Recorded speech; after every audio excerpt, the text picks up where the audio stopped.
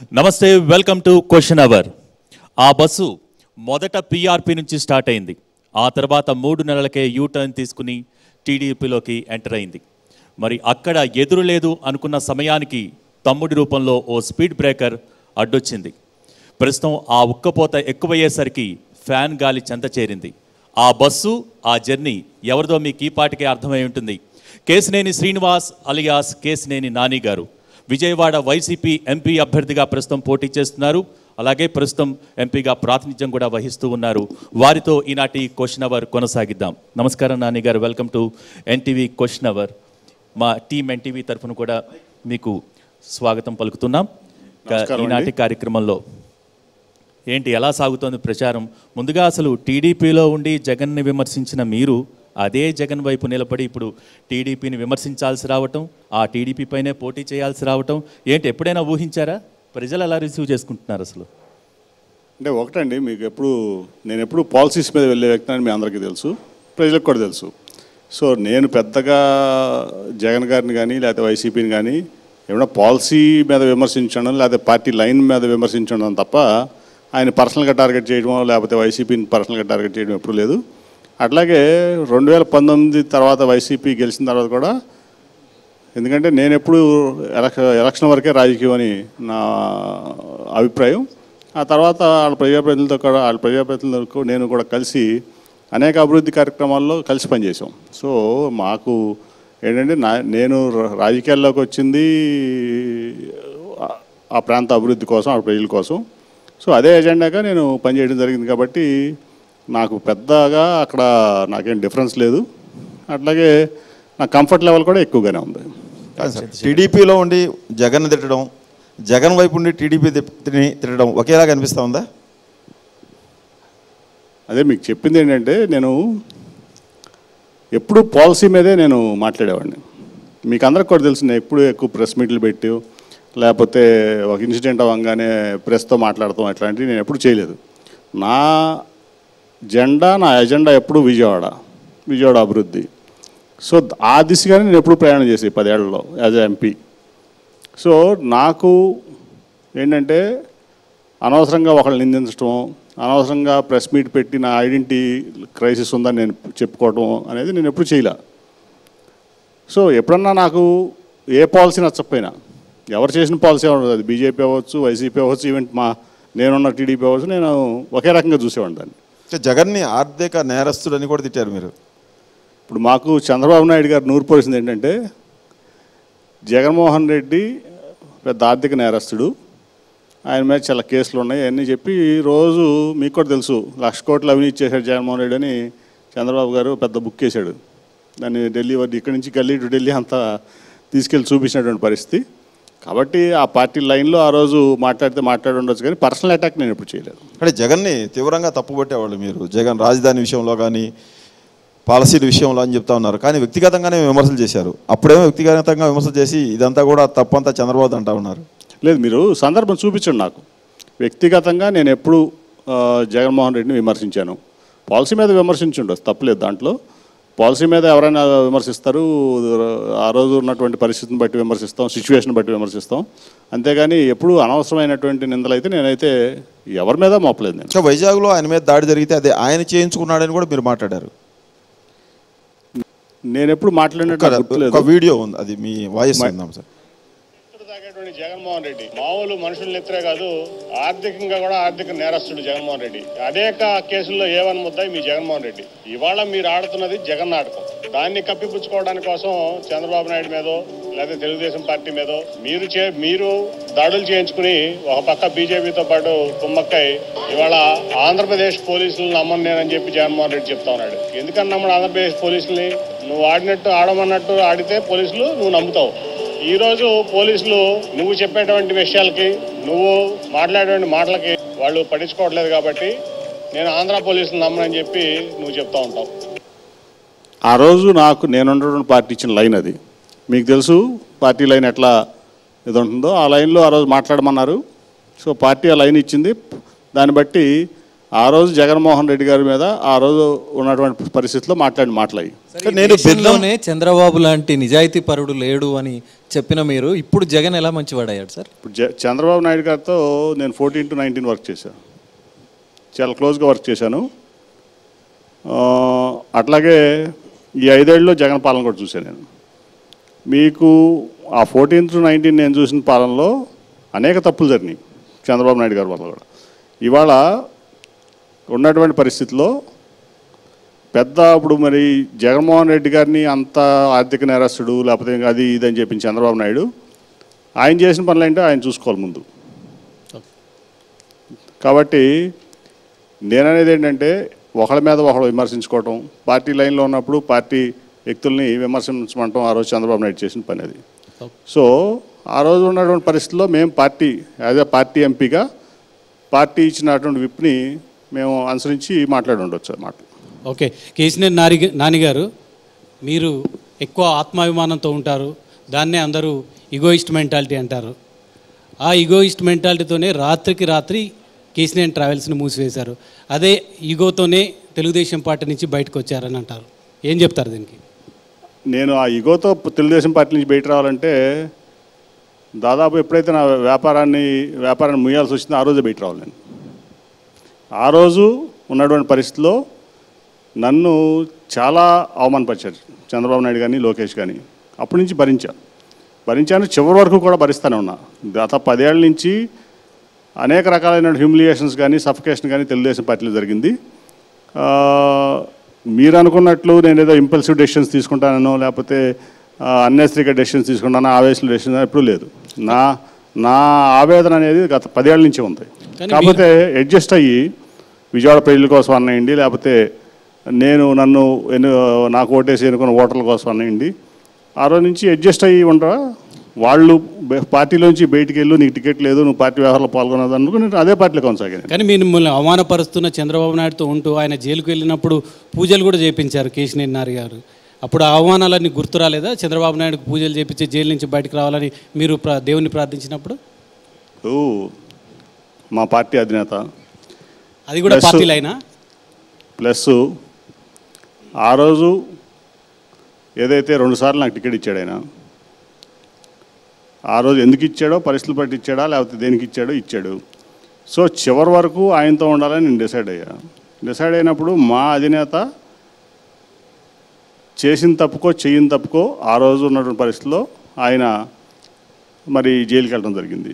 కాబట్టి దాంట్లో ఒక ఎమోషనల్ దీంట్లో ఖచ్చితంగా నేను ఆయనతో పాటు ఉన్నంతసేపు ఆయన బాగుండాలని నేను కోరుకున్నా.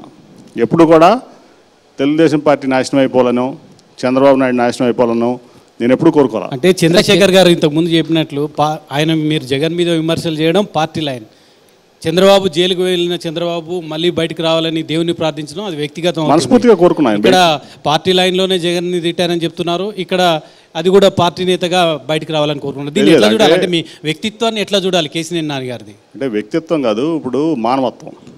నేను అనేది ఏంటంటే ఆయన తెలిసి చేశాడో తెలియక చేశాడో, తప్పు చేశాడో తెలియ చేయలేదో నాకైతే తెలియదు. అది భగవంతుడు చెప్పాలి, ఫ్యూచర్లో జడ్జీలు చెప్పాలి. కాబట్టి అదే పార్టీ అధినేతగా నాకు 2 సార్లు టికెట్ ఇచ్చి నా విజయవాడకి సేవ చేసిన అదృష్టం నాకు కల్పించినటువంటి వ్యక్తిగా ఆయన కష్టాల్లో ఉన్నాడు. ప్లస్ దాదాపు 74 ఏళ్ళ వయసు, ఆయనకి చాలా అనారోగ్యంతో కూడా ఆయన ఉన్నటువంటి పరిస్థితి. కాబట్టి ఆయన మంచిగా ఉండాలని కోరుకోవడంలో తప్పలేదని ఒక మానవతావాదిగా తప్పలేదని కూడా నేను భావిస్తాను. కేసీఆర్ ట్రావెల్స్ మూసివేతకు లోకేష్తో పాటు అప్పుడు ఇంటెలిజెన్స్ చీఫ్ ప్రధాన కారణమని మీరు ఆరోపిస్తున్నారు. అసలు ఏంటి దాని వెనకాల అసలు కారణం ఏంటి? నేను చెప్పాను, ఈ మధ్య కూడా ఒక ఇంటర్వ్యూలో చెప్పాను. దానికి ఖచ్చితమైన కారణం లోకేష్, ఆ రోజు ఉన్నటువంటి ఇంటెలిజెన్స్ చీఫ్ దానికి సమాధానం చెప్పాలి. ఎందుకంటే ఇవాళ ఆ రోజు ఉన్నట్టు కారణాలు ఆ రోజు సాయంత్రమే నేను ప్రెస్ మీట్ పెట్టి మాట్లాడతా అంటే చంద్రబాబు గారు ఫోన్ చేసి తర్వాత మాట్లాడుకుందాం, ప్రెస్ మీట్ పెట్టొద్దని చెప్పి ఆపారు నన్ను. చెప్తే ఆ రోజు చెప్పాలి, అంతేగాని ఇవాళ మళ్ళీ వచ్చి అది ఆ రోజు అట్లా జరిగింది ఈ రోజు ఎట్లా జరిగిందని దాని మీద చెప్పేటువంటి పర్సనాలిటీ నాది కాదు. అంటే ఆ రోజు ఇప్పుడు పార్టీలో లేరు కదా, చెప్పొచ్చు కదా. పార్టీలో నేను 10 ఏళ్ళు పార్టీలో ఆల్మోస్ట్ 2013 జనవరి నుంచి కూడా నేను పార్టీలో చాలా యాక్టివ్గా ఉన్నా. అనేక విషయాలు జరిగినాయి. ఆ విషయాలన్నిటి మీద ఇప్పుడు చెప్పాలంటే నాకు వ్యక్తిత్వానికి నా పర్సనాలిటీకి విరుద్ధం, అది నేను చెప్పను. అది చాలా చాలా విషయాల్లో అంటే ఎన్నో డిస్కషన్స్ జరుగుతాయి, ఎన్నో పర్సనల్ మ్యాటర్స్ ఒకరికొకరు షేర్ చేసుకుంటాం. నేను కానీ చంద్రబాబు నాయుడు గారిని అట్లా లోకేష్ కూడా కొన్ని సందర్భాల్లో అవన్నీ ఇప్పుడు పరిచి నన్ను దిగదాచుకునే పరిస్థితిలో నేను లేను. కేసినేని నాని గారు, చంద్రబాబు అరెస్ట్ తర్వాత ఢిల్లీకి వెళ్ళి బీజేపీ పెద్దలను లోకేష్ సహా మీరు కూడా కలిశారు. అక్కడ జరిగిన పరిణామాలు, ఆ లాయర్లు మాట్లాడిన వ్యవహారం అంతా వైసీపీకి చేరవేశారనే విమర్శ మీ మీద ఉంది సార్. విమర్శిస్తానికి నేను పార్టీలోంచి బయటకు వచ్చిన తర్వాత, వాళ్ళు పంపించేసిన తర్వాత నేను విమర్శిస్తారు. కానీ నేను జగన్మోహన్ రెడ్డి గారు నా లైఫ్లో ఫస్ట్ టైం కలిసింది ఎక్కడంటే ఒకే ఒకసారి, నేను ఈ పార్టీలో చేరకముందు. ఎప్పుడంటే రాష్ట్రపతి గారు విజయవాడ వస్తే గవర్నర్ గారు లంచ్కి పిలిచారు. ఆ సందర్భంలో ఎదురుపోయినప్పుడు ఇద్దరం ఒకరికొకరు విష్ చేసుకున్నాం పరస్పరం, అంతే తప్ప అసలు జగన్మోహన్ రెడ్డి గారిని నేను కలిసిన సందర్భం లేదు, మాట్లాడిన సందర్భం లేదు. నేను పార్టీలో జాయిన్ అయ్యాను. ఆ జరిగిన పరిణామాలు వైసీపీకి చేరవేశారు. అప్పుడే లోకేష్ మీ మీద నిఘా పెట్టాడు. అక్కడ జరగని వ్యవహారాలన్నీ చెప్పడం వల్ల ఆ చెప్పిన విషయాలన్నీ వైసీపీకి చేరవేశారనేది విమర్శ. అవన్నీ ఫాల్స్ ఎలిగేషన్స్. ఇప్పుడు పార్టీలోంచి బయటకు వచ్చిన తర్వాత చెప్పండి, ఏ విషయాలు చేరేస్తారో చెప్పండి. ఇప్పుడు ఎవరైతే ఆ మాట మాట్లాడారో వాళ్ళని కేసినేని నాని పలానా విషయం పలానా జారవేశాడని చెప్పాలి కదా. ఊరిని వేగ్గా మడ్స్లింగింగ్ చేయకూడదు ఎవరి మీద. పలానా విషయాలు పలానా జారవేశాడని చెప్పాలి కదా. సార్, కేసినేని ట్రావెల్స్ 90 ఏళ్ల సర్వీస్ ఉంది, దానికి అన్ని రాష్ట్రాలకు తిరిగేది, దేశమంతా తిప్పేవాళ్ళు. అలాంటిది ఒక ఇంటెలిజెన్స్ చీఫ్ చెప్పాడనో లేకపోతే లోకేష్ చెప్పారనో కారణం చెప్పి మూసేసుకున్నామని మీరు అంటున్నారు. కాదు, ఒక పర్మిట్ మీద 3 బస్సులు తిప్పారు, అవన్నీ దొరికిపోయినాయి. అలాగే కొన్న బస్సులకి డబ్బులు ఇవ్వలేకపోయారు. ఫైనాన్స్ వాళ్ళందరూ వాటిని సీజ్ చేయడానికి రెడీ అయ్యారు, కొన్ని బస్సులు సీజ్ చేశారు. అందుకోసమే ఆయన ట్రావెల్స్ మూసేసుకున్నారు. కానీ దానికి లోకేష్ కారణం కాదు, మరొకరు కారణం కాదు అని చెప్తున్నారు. వాస్తవం ఏంటి సార్? ఇప్పుడు ఎప్పుడన్నా ఒక్క దాఖలా ఉందా కేసినేని ట్రావెల్స్ అనేది ఒక తప్పు చేసిందని? అది ఒక వెరీ వెరీ ప్రెస్టీజియస్ బ్రాండ్ ఈ కంట్రీలో ప్యాసింజర్ ట్రాన్స్పోర్ట్లో. ప్లస్ ఇంకోటి ఏంటంటే, నేను అర్ధాంతరంగా ఆపటం వల్ల ఆ రోజు అంటే మీకు బస్ ఇండస్ట్రీ గురించి తెలిస్తే, లేదా ట్రాన్స్పోర్ట్ ఇండస్ట్రీ ఎవ్రీ 4 ఇయర్స్కి మేము బస్ మార్చాలి, అంటే రీప్లేస్ చేయాలి. కొత్త బస్, పాత బస్సు అమ్మేసి కొత్త బస్సు పెట్టాలి. దాంట్లో ఏంటంటే ఎప్పుడు కూడా మాకు లోన్స్ ఉంటాయి. ప్రతి 4 ఏళ్లకి కొత్త లోన్ తీసుకుంటాం, పాత లోన్ తీరిపోయినాగానే బస్సు మార్చి కొత్త లోన్ తీసుకుంటాం. ఆ ప్రాసెస్లో ఉన్న లోన్స్ అన్ని కట్టాల్సి వచ్చినప్పుడు నేను హైదరాబాద్ జూబ్లీ హిల్స్లో ఉన్నటువంటి నా ఇల్లు కూడా అమ్మి అప్పులు కట్టా. నాకు 39 ఎకరాలు ఉండేది పటాన్చెరు రోడ్డు పక్కనే, వెరీ వాల్యుబుల్ సైట్. అది అమ్మి అప్పులు కట్టా. వైట్లో అమ్మా డబ్బులు కూడా. ప్లస్ కుకట్పల్లిలో నాకు 3 ఎకరాలు ఉండేది, ఇవాళ చూస్తే కొన్ని 100 కోట్లు. అది అమ్మి అప్పులు కట్టా. జూబ్లీ హిల్స్ రోడ్ నెంబర్ 27లో నా ఇల్లు, నేను ఉండే ఇల్లు అమ్మి అప్పులు కట్టా. అన్నీ క్లియర్గా చేసి, నిజమే నా బస్సులో ఆపినప్పటికీ నాకు అప్పులు ఉన్నాయి. వ్యాపారం చేసే వాళ్ళకి ఎవరికైనా అప్పులు ఉంటాయి. కానీ వెరీ క్లీన్ అండ్ గ్రీన్గా ఎవరికై కట్టాల్సిన ఇలా కట్టి వ్యాపారం క్లోజ్ చేసిన తర్వాత 1 ఇయర్ పడింది నాకు ఆ ప్రాసెస్ అంతా. అన్నీ క్లియర్ చేసాం. క్లియర్ చేసి నా ఇళ్ళు అమ్మి కట్టాను, నా ఆస్తులు అమ్మి కట్టాను. ఇవాళ ఆస్తుల విలువ అంతా కూడా వాళ్ళ మార్కెట్ వాల్యూ చూస్తే ఎవరికైనా అర్థమవుతుంది నేను అమ్మిన ఆస్తులు. సో ఏ ఒక్కళ్ళకైనా సరే, ప్రతి ఒక్కళ్ళకి నా మీద నువ్వు కేసినేని నాని అప్పు తీసుకుని ఎగ్గొట్టాడనే బ్యాంకు లేదు, లేకపోతే వ్యక్తి లేడు. కేసినేని ట్రావెల్స్ ఉద్యోగులకు జీతాలు ఇవ్వలేదనడం వాస్తవం కదా? వాళ్ళు ధర్నాలు చేసిన విషయం నిజం కదా? అది ఒక 20 మంది, అంటే నా దగ్గర 2000 పైన చిలుకు ఉద్యోగులు ఉండేవాళ్ళు. ఒక 20 మంది సిపిఐ వ్యక్తులు జీతాల కోసం ధర్నా చేయాలి. ఆపేసినప్పుడు మేము 3 months శాలరీస్ను కావాల్సిన రావలసినటువంటి బకాయిలు ఏదైతే ఉన్నదో దానికి యాజ్ పర్ యాక్ట్ ఉన్నాయో ఇచ్చి పంపించడం జరిగింది. ఇంకా మాకు కాంపెన్సేషన్ రావాలని చెప్పి వాళ్ళు లేబర్ కోర్టుకు వెళ్ళారు. ఆ లేబర్ కోర్టు కూడా ఆ కేసును కొట్టేయడం జరిగింది. మొత్తం 21 కేసులు, అవుట్ ఆఫ్ 2000 odd people 21 మంది నా మీద కేసు ఫైల్ చేశారు లేబర్ కోర్టులో. గుంటూరు లేబర్ కోర్టులో కేసు ఫైల్ చేశారు కేసినేని ట్రావెల్స్ మీద. అదంతా కూడా ఇది తప్పు,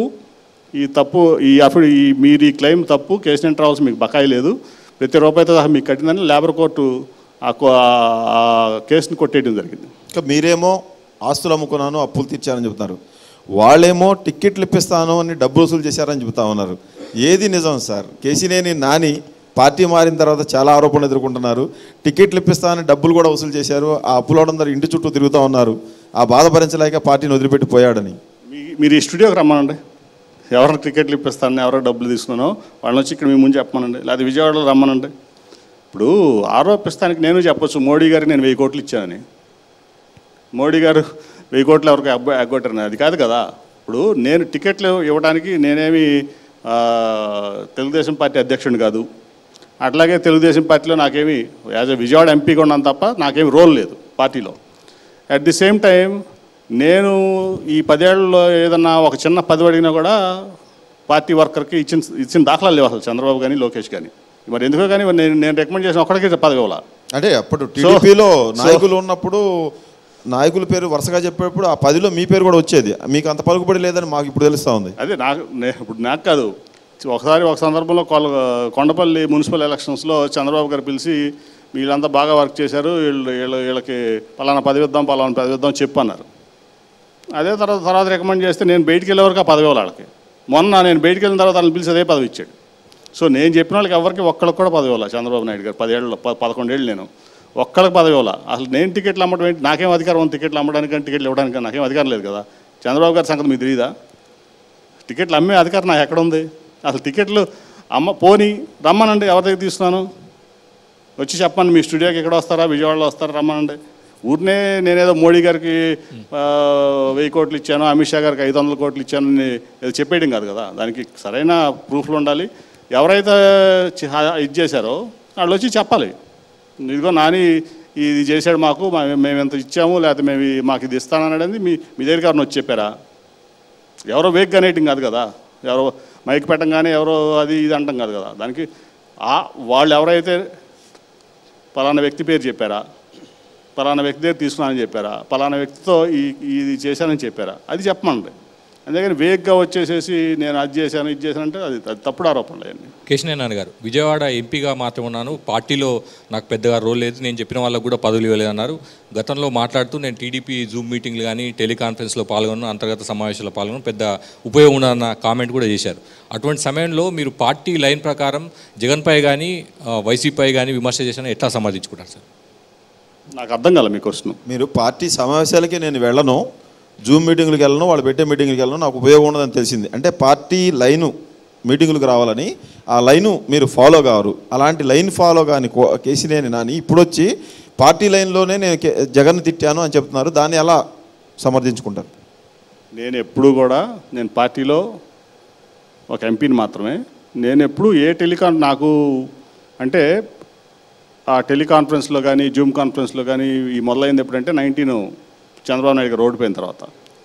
సో దాంట్లో ఊరినే ఏదో ప్రాసెస్ కోసమో ఫార్మాలిటీ కోసమో ఆయన టెలికాన్ఫరెన్స్లు జూమ్ కాన్ఫరెన్స్లు పెట్టాడు కానీ ఏదో దాన్ని సాధిద్దామని కాదు. కాబట్టి అవన్నీ వేస్ట్ ఆఫ్ టైం అని చెప్పి నేను ఎప్పుడు పాల్గొనేవాడిని కదా. ఆయన కూడా చెప్పేవాడు, నేను మీ జూమ్ కాన్ఫరెన్స్లో ఉన్నాను, మీ టెలికాన్ఫరెన్స్లో ఉన్నాను, మీరు ఒక పిఏతో ఫోన్ చేయించి మీరు ఎప్పుడు రమ్మన్నా నేను రెడీగా ఉంటా మీతో మాట్లాడటానికి కానీ మీరు చెప్పిన పని చేయడానికి కానీ. అంతేగాని వీటిలన్నింటిలో ఉండడానికి నేను ఎక్కడో ట్రావెల్ చేస్తూ ఉంటాను, నాకు కుదరదని క్లియర్గా చెప్పాను ఆయనకి, చంద్రబాబు గారికి చెప్పాను. మీరు టీడీపీలో ఉన్నప్పుడు జగన్ని కావచ్చు వైసీపీని టీడీపీ లైన్ ప్రకారం తిట్టానని చెప్తున్నారు. ఇప్పుడు వైసీపీలో తిట్టలా విమర్శించాను. ఇప్పుడు విమర్శిస్తాను చాలా తేడా. తిడతాం అంటే బూతులు తిడతాం. ఎస్ మీరు ఇప్పుడు మీరు విలేకరులు మీరు అట్లా చంద్రబాబుని విమర్శిస్తున్నారు. మీ సొంతంగా మీకు 10 ఏళ్ల పాటు జరిగినటువంటి అది అప్పుడు చెప్పలేక ఇప్పుడు విమర్శిస్తున్నారా, లేకుంటే వైసీపీ లైన్లో విమర్శిస్తున్నారా? మీ వ్యక్తిగతంగా విమర్శిస్తున్నారా, వైసీపీ లైన్లో విమర్శిస్తున్నారా? ఇప్పుడు కూడా నాకు జగన్ గారు ఎప్పుడు పలానా వాళ్ళని విమర్శించమని ఏం చెప్పలేదు. నాకు జరిగినటువంటి అనుభవాలను బట్టో నాకు జరిగిన అవమానాలను బట్టో నేను మాట్లాడుతున్నాను. అంటే అక్కడ ఉన్నప్పుడు ఆ లైన్ చెప్పారు కానీ ఇక్కడైతే వైసీపీ లైన్ అయితే మీకు చెప్పలేదు, మీరే సొంతంగా విమర్శిస్తున్నారని చెప్తున్నారు. ఇప్పుడు మీకు పార్టీస్ ఎట్లా వర్క్ చేస్తే మీకు తెలుసు. అది ఆ రోజు ఉన్నటువంటి పరిస్థితుల్లో పార్టీ పాలసీ డెసిషను. ఆ రోజు ఎంపీగా నాకు ఫోన్ చేసి పార్టీ ఈ లైన్ మీద మాట్లాడా. నాకు ఇవాళ అయితే నాకు జగన్ గారు ఎటువంటి ఇటు అది చెప్పు అని నేను చెప్పలేదు. దీన్ని బట్టి నా విచక్షణ బట్టి నేను మాట్లాడుతున్నాను. రైట్. క్వశ్చన్ ఎవరైనా తిట్టట్లేదు, విమర్శిస్తున్నాను. అదొకటి మటుకు క్లారిటీ ఉండాలి. సార్ టీడీపీలో స్వేచ్ఛ లేదా సార్? ఏదైతే పాలసీలో భాగంగానే నేను జగన్ను విమర్శించాను అని చెప్పి మీరు అంటున్నారు, అంటే పార్టీ ఏది చెప్తే అది మాట్లాడాల్సిందా? వ్యక్తిగత స్వేచ్ఛ అనేది లేదా ఆ పార్టీలో? అంటే మీరు పదే జగన్ విమర్శించారంటే ఎన్ని సందర్భాల్లో విమర్శించారు? ఇందాకేదో ఒక సందర్భం చూపించారు మీరు. అటువంటి ఎన్ని సందర్భాలు ఉండి ఉంటాయి? ఇప్పుడు ఒక వ్యక్తి టీడీపీలో నేనే 5 ఏళ్ళు 2014 నుంచి 19 వరకు గ్రూమ్ చేశారు. ఆ తర్వాత పార్టీ ఓడిపోగానే అతను తీసుకెళ్ళి రీజనల్ పార్టీకి జాతీయ అధికార ప్రతినిధి చేశారు. అతను పార్టీ ఆఫీస్లో పార్టీ ప్రెస్ కాన్ఫరెన్స్ రూమ్లో కూర్చుని ముఖ్యమంత్రి గారిని బోస్టిక్ అన్నాడు. అన్నాడా లేదా? మరి అటువంటి పరిస్థితిలో టీడీపీ ఉందని మీరు అంగీకరిస్తున్నారు లేదా? ఒక ముఖ్యమంత్రి గారిని పార్టీ ప్రెస్ రూమ్లో కూర్చుని ఎవరు నా మాట అనొచ్చా? అంటే టీడీపీ ఏ పొజిషన్లో ఉందనేది దాన్ని బట్టి మీకు అర్థం అవ్వాలి. సో పదే ఇప్పుడు నాలాంటి వాడి మీద పాలసీ మీద మాట్లాడినప్పుడు, లేకపోతే పార్టీలో ఉన్నప్పుడు 1-2 సందర్భాల్లో పార్టీ లైన్ మీద మాట్లాడినప్పుడు మీరు ఇన్ని క్వశ్చన్లు అడుగుతున్నారు. అసలు అడగాల్సిన క్వశ్చన్ ఏంటంటే పార్టీ ఏంటి, పార్టీ ఏ రకంగా ఫంక్షన్ అవుతుంది, పార్టీ వాళ్ళ బూతుల మీద ఫంక్షన్ అవుతుంది. తెలుగుదేశం పార్టీ బూతులు ఎవరు ఎక్కువ తిరిగితే వాళ్ళ పదవులు. అదే మరి మీకు ఇప్పుడు నన్ను ఎప్పుడో సందర్భంలో జగన్మోహన్ రెడ్డి గారి మీద మీరు మాట్లాడారంటున్నారు పార్టీ లైన్ మీద. ఓకే, మాట్లాడా. పార్టీ 40 ఏళ్ల తెలుగుదేశం పార్టీ 15 ఏళ్ళు 18 ఏళ్ళ పాటు అధికారంలో ఉన్న పార్టీ, మళ్ళీ రేపు అధికారంలోకి వస్తున్న పార్టీ, ఎక్కడ వస్తుందండి బలివాళ్ళు వస్తామని చెబుతున్న పార్టీ. మీరు కూడా కాలంలో ఉన్నారని పగడ కళ్ళకి అంటున్నారని మీరు కూడా చంద్రశేఖర్ గారు ఏంటి వచ్చేది? 2019 ఎలక్షన్ ముందు మీరు స్టేట్మెంట్ ఇచ్చారు, మాకు 125 సీట్లు రాబోతా ఉన్నాయి, 20 మంది ఎంపీలు గెలవబోతున్నామని. అలాగే వాళ్ళు కూడా చెప్పుకుంటున్నారు ఇప్పుడు వస్తామని చెబుతున్న పార్టీని మీరు బూతుల పార్టీగా, బూతులు మాట్లాడేవాడికి పదవులు వచ్చే పార్టీగా చిత్రీకరిస్తున్నారు మీరు. అవును కదా, బూతులు మాట్లాడే పార్టీ కదా.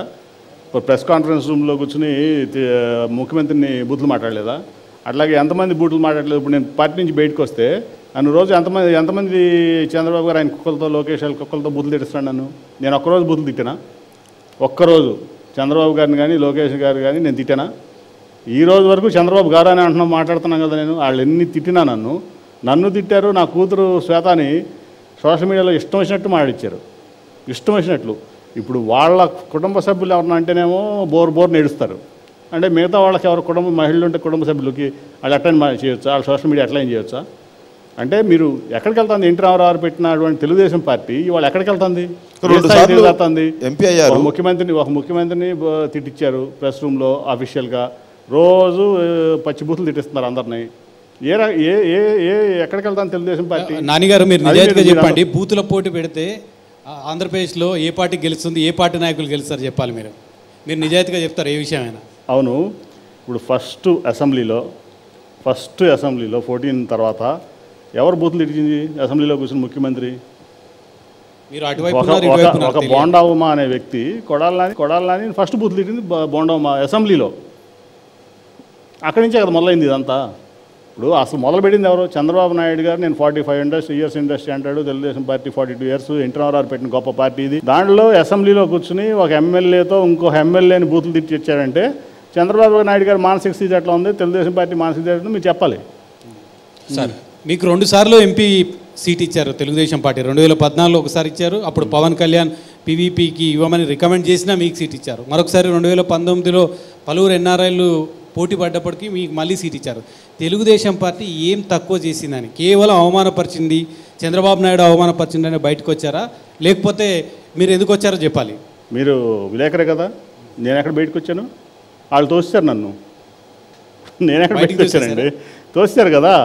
నాకు నా దగ్గర 3 మెన్ కమిటీ పంపించి నీకు టికెట్ ఇవ్వట్లేదు, నువ్వు మా పార్టీ యాక్టివిటీస్లో పాల్గొనొద్దు అని చెప్పిన తర్వాత కదా నేను రిజైన్ చేసిన పార్టీకి. ఫస్ట్ ఎంపీకి రిజైన్ చేశా, తర్వాత పార్టీకి రిజైన్ చేశా. టికెట్ ఇస్తేనే, పదవులు ఉంటేనే పార్టీలో ఉంటారా? ఇప్పుడు ఒకటి టికెట్ ఇస్తే పదవులో ఉంటారా పార్టీలో ఉంటారా అనే దానికి నీకు ఫస్టే చెప్పాను, నా ఎజెండా విజయవాడ. నేను ఎంపీ అవ్వకముందు 60 ఏళ్ళు వెనకబడి ఉంది. కాబట్టి నా విజయవాడను బాగు చేసుకోవాలంటే నేనే ఉండాలి. అట్ ది సేమ్ టైం ఎవరు పడితే వాళ్ళు ఎంపీ అయితే విజయవాడ అమ్ముకోవడానికి వచ్చారు వాళ్ళ కొంతమంది రియల్ ఎస్టేట్ మోసగాళ్ళు. వాళ్ళ నుంచి నా విజయవాడ నేను కాపాడుకోవాల్సిందే. కాబట్టి నేను యాక్చువల్గా రిజైన్ చేసిన రోజు నేను జగన్ గారి దగ్గరికి వెళ్తాను నాకు కూడా తెలియదు, ఆయనకు కూడా తెలియదు. నేను ఇండిపెండెంట్గా పోటీ చేద్దాం అనుకున్న సందర్భంలో జగన్ గారు నేను రిజైన్ చేసి తర్వాత జగన్ గారి నుంచి ఆహ్వానం వచ్చింది, ఆయన దగ్గరికి వెళ్ళాను. ఆయన నన్ను నా గౌరవ మర్యాదలు మంచిగా చూసుకున్నాడు, ఆయన నాకు గౌరవ మర్యాద కల్పించాడు, ఆయనతో పాటు కలిసి పనిచేయాలి. మీ కూతురు శ్వేతని మేయర్ చేయడానికి ప్రయత్నం చేశారు, ఎమ్మెల్యే చేయడానికి ప్రయత్నించారు. ఆ ప్రయత్నం విఫలం కావడంతోనే పార్టీ చేంజ్ చేశారు. లేదు, అది తప్పు. నేను అసలు శ్వేత ఎక్కడో బాంబేలో టాటా ట్రస్ట్లో పనిచేస్తుంది. పనిచేస్తున్నప్పుడు మేయర్ ఎలక్షన్ చేసినప్పుడు చంద్రబాబు నాయుడు గారు అనేక సందర్భాల్లో చెప్పాను నేను. చంద్రబాబు నాయుడు గారు నాకు ఫోన్ చేసి నేను పార్లమెంట్లో ఉంటే లేడీ జనరల్ అయింది అక్కడ, ఎవరిని పెడుతున్నారు అక్కడ అంటే నాకు తెలియదండి, నేను దాన్ని చూడలేదు, అక్కడ ఇన్ఛార్జీలు చూస్తున్నారన్న. అక్కడప్పుడు ఆయన అన్నది ఏంటంటే బోండా మా వైఫ్ని పెడుతున్నా అంటే నిజమేనంటే నాకు తెలియదండి, నేను దృష్టి పెట్టాలంటే అది జరిగితే కనుక విజయవాడకి చాలా నష్టం జరుగుద్ది, మన పార్టీ చాలా నష్టపోతుంది, నువ్వు వెంబడే మీ అమ్మాయిని పెట్టంటే లేదంటే అమ్మాయి అక్కడ పని చేసుకుంటున్నా, అమ్మాయికి ఇంట్రెస్ట్ లేదు, సోషల్ సెక్టర్లో ఉంది కానీ పాలిటిక్స్ అప్పుడు ఎంటర్ అయ్యేది లేదంటే ఆయన బలవంతం మీద 3-4 రోజులు నన్ను కన్విన్స్ చేసి ఆ అమ్మాయిని కన్విన్స్ చేసి పెట్టాడు ఆయన. పార్టీలో కోవర్ట్ ఆపరేషన్ చేయడం వల్లనే మిమ్మల్ని బయటికి పంపించారని బలమైన ఆరోపణ ఉంది. అంతగా మీ తమ్ముడు కూడా ఇదే ఆరోపణ చేశాడు, పార్టీలో ఉంటూ కోవర్ట్ ఆపరేషన్ చేశాడు, వైసీపీకి ఎప్పటికప్పుడు సమాచారం ఇచ్చాడు, అందువల్ల అతను బయటికి పంపించారు. అంటే ప్రూఫ్లతో ఎవరన్నా చెప్పారు మీకు? ఊరినే వేగ్గా ఇనేసేసి కోవర్ట్ ఆపరేషన్ అంటే బయటికి వెళ్ళిన వాళ్ళందరూ కోవర్ట్ ఆపరేషన్ అంటారు, బయటికి వెళ్ళిన ప్రతి ఒక్కరిని కోవర్ట్ ఆపరేషన్ అంటారు. ఏం కోవర్ట్ ఆపరేషన్ చేస్తారు అంటే చంద్రబాబు నాయుడు కానీ దీంట్లో కానీ నేను పాలసీ మేకింగ్లో ఎప్పుడు నా కూర్చుని సీక్రెట్లు మాట్టుకున్నామా? ఏం కోవర్ట్ ఆపరేషన్ ఉంటుంది? ఏం కోవర్ట్ ఆపరేషన్ చెప్పొచ్చు కదా, పలానా కోవర్ట్ ఆపరేషన్ చేశాడు, ఇదిగో పలానా ఫోన్ రికార్డింగ్ ఉంది, వీడియో రికార్డింగ్ ఉంది, చెప్పనండి, ప్రూఫ్లతో ఏమనండి, దమ్ముంటే వీళ్ళకి, ఈ సిగ్గు శర్వం లజ్జ ఉంటే వీళ్ళందరికీ అనేవాళ్ళు. మీరు టీడీపీలో ఉన్నప్పుడు తిరువూరు టీడీపీ సభకు మిమ్మల్ని రానివ్వలేదా, మీరు వెళ్ళలేదా? ఆయన చెప్పాడు కదా, చంద్రబాబు నాయుడు గారు 3-man కమిటీని పంపించాడు నా దగ్గరికి, పంపించి ఈ సభ బాధ్యతలు వేరే వాళ్ళకి అప్పచెప్పాం, సో అట్లాగే సేమ్ టైం నీకు ఎంపీ టికెట్ ఇవ్వట్లేదు, అట్ ది సేమ్ టైం నువ్వు రేపటి నుంచి పార్టీ కార్యక్రమంలో పాల్గొద్దని చెప్పి చంద్రబాబు నాయుడు గారు చెప్పారు అని చెప్పారు. ఓకే, పార్టీ అధినేత అయినా ఆయన చెప్పింది అక్షరాలు పాటించాల్సిన బాధ్యత ఉంది నేను పార్టీలో ఉన్నప్పుడు అని చెప్పి నేను అనలేదు. తర్వాత వెంటనే నేను ముందు ఎంపీకి రిజైన్ చేసి ఎంపీకి రిజైన్ చేసి తర్వాత పార్టీకి రిజైన్ చేసి. సార్, వైసీపీని ఎంచుకోవడానికి ప్రధాన కారణం ఏంటి సార్? కేవలం జగన్ గారిని చూసా లేకపోతే ప్రభుత్వం ప్రవేశపెట్టిన? చెప్పింది నేను రాజీనామా చేసేంత వరకు నేను జగన్ గారి దగ్గరికి వెళ్తానని కానీ ఆయన నన్ను ఆహ్వానిస్తాడు కానీ నేను కూడా అనుకోలేదు, ఆయన అనుకున్నలేదు నాకు తెలియదు, ఆయన కూడా అనుకుని ఉంటాడు. నేను రాజీనామా చేసిన తర్వాత నేను యాక్చువల్గా ఇండిపెండెంట్గా పోటీ చేద్దాం అనుకున్నాను, కానీ నాకు జగన్మోహన్ రెడ్డి గారి నుంచి ఆహ్వానం అందింది. నాకు కూడా ఆయన అంత మంచిగా ఆహ్వానించినప్పుడు, ఆయన నా గౌరవ మర్యాదలకు మంచిగా చూసుకుంటున్నప్పుడు ఆయనతో కలిసి పనిచేయడానికి నాకు ఎటువంటి ఇబ్బంది లేదని ఆయనతో కలిసి పనిచేయడానికి నిర్ణయించుకున్నాను. ఇప్పుడు ఎలా ఉంది సార్ ప్రచారం అంతా? చాలా కొత్తగా ఉంటుంది, ఇన్నేళ్ళు ఒక పార్టీలో ఉండి చేశారు, ఇప్పుడు అంటే పార్టీ ఏదైనా నేను చెప్తున్నాను, నాకు విజయవాడ డెవలప్మెంట్, విజయవాడ ప్రజలు కాబట్టి నాకు నా ప్రచారం అంతా దాని చుట్టూనే రివాల్వ్ అవుతుంది. సో పార్టీ నిజంగా చెప్తే ఒక రకంగా అక్కడ ఉన్నటువంటి కల్చరు చంద్రబాబు నాయుడు గారు అక్కడ టీడీపీలో ఒక కల్చర్ని పాడు చేశారు కావాలని చెప్పి. వైసీపీలో ఉన్నటువంటి ఎమ్మెల్యేలు కానీ అక్కడ ఉన్నటువంటి క్యాటర్ కానీ చాలా చక్కగా నన్ను రిసీవ్ చేస్తున్నారు, చాలా కంఫర్ట్ ఉంది నాకు. నన్ను తోసేశారు, నన్ను నెట్టేశారు, నన్ను మెడబెట్టి గెంటేశారు, అందుకని నేను వెళ్ళి జగన్ దగ్గర ఉండిపోయానని చెప్తా ఉన్నారు కదా. 10 ఏళ్ళు మీరు ఎంపీ, 2013లో పార్టీలో చేరారు, విజయవాడలో ఫేమస్ బాగా కేసీఆర్ అని, ఎందుకు పంపించే పరిస్థితి తెచ్చుకున్నారు సార్ మీరు? అది చంద్రబాబును లోకేష్ని అడగాల్సిన క్వశ్చన్ నన్ను అడుగుతున్నారు మీరు, నేనేం చెప్పను దానికి. వాళ్ళు ఎందుకు పంపించేశారో వాళ్ళని అడగాలి కదా. పార్టీ వాళ్ళు 3-man కమిటీని ఎందుకు పంపించారు నా దగ్గరికి, వాళ్ళు ఎందుకు పంపించాలనుకున్నారు నన్ను, వాళ్ళు ఎందుకు నన్ను ఉంచుకోదలుచుకోలేదని వాళ్ళు చంద్రబాబు లోకేష్ చెప్పాలి సమాధానం, నేను కదా. మిమ్మల్ని పంపించింది చంద్రబాబా లోకేషా? ఇద్దరు ఒకటే కదా. వాళ్ళిద్దరూ 14 నుంచి చూస్తున్నాను నేను. అంతకుముందు లోకేష్ బ్యాక్గ్రౌండ్లో ఉండేవాడు, ఎస్పెషల్లీ మంత్రి అయిన దగ్గర నుంచి కూడా. అంతకుముందు ఇంట్లో మాట్లాడుకుని వచ్చేవాళ్ళం, తర్వాత అంతా వాళ్ళిద్దరూ కలిసి చంద్రబాబు మీ మీద కొంత సాఫ్ట్ కార్నర్ ఉంది కానీ లోకేష్కి ఏమాత్రం లేదనేది ఒకటి ఉంది.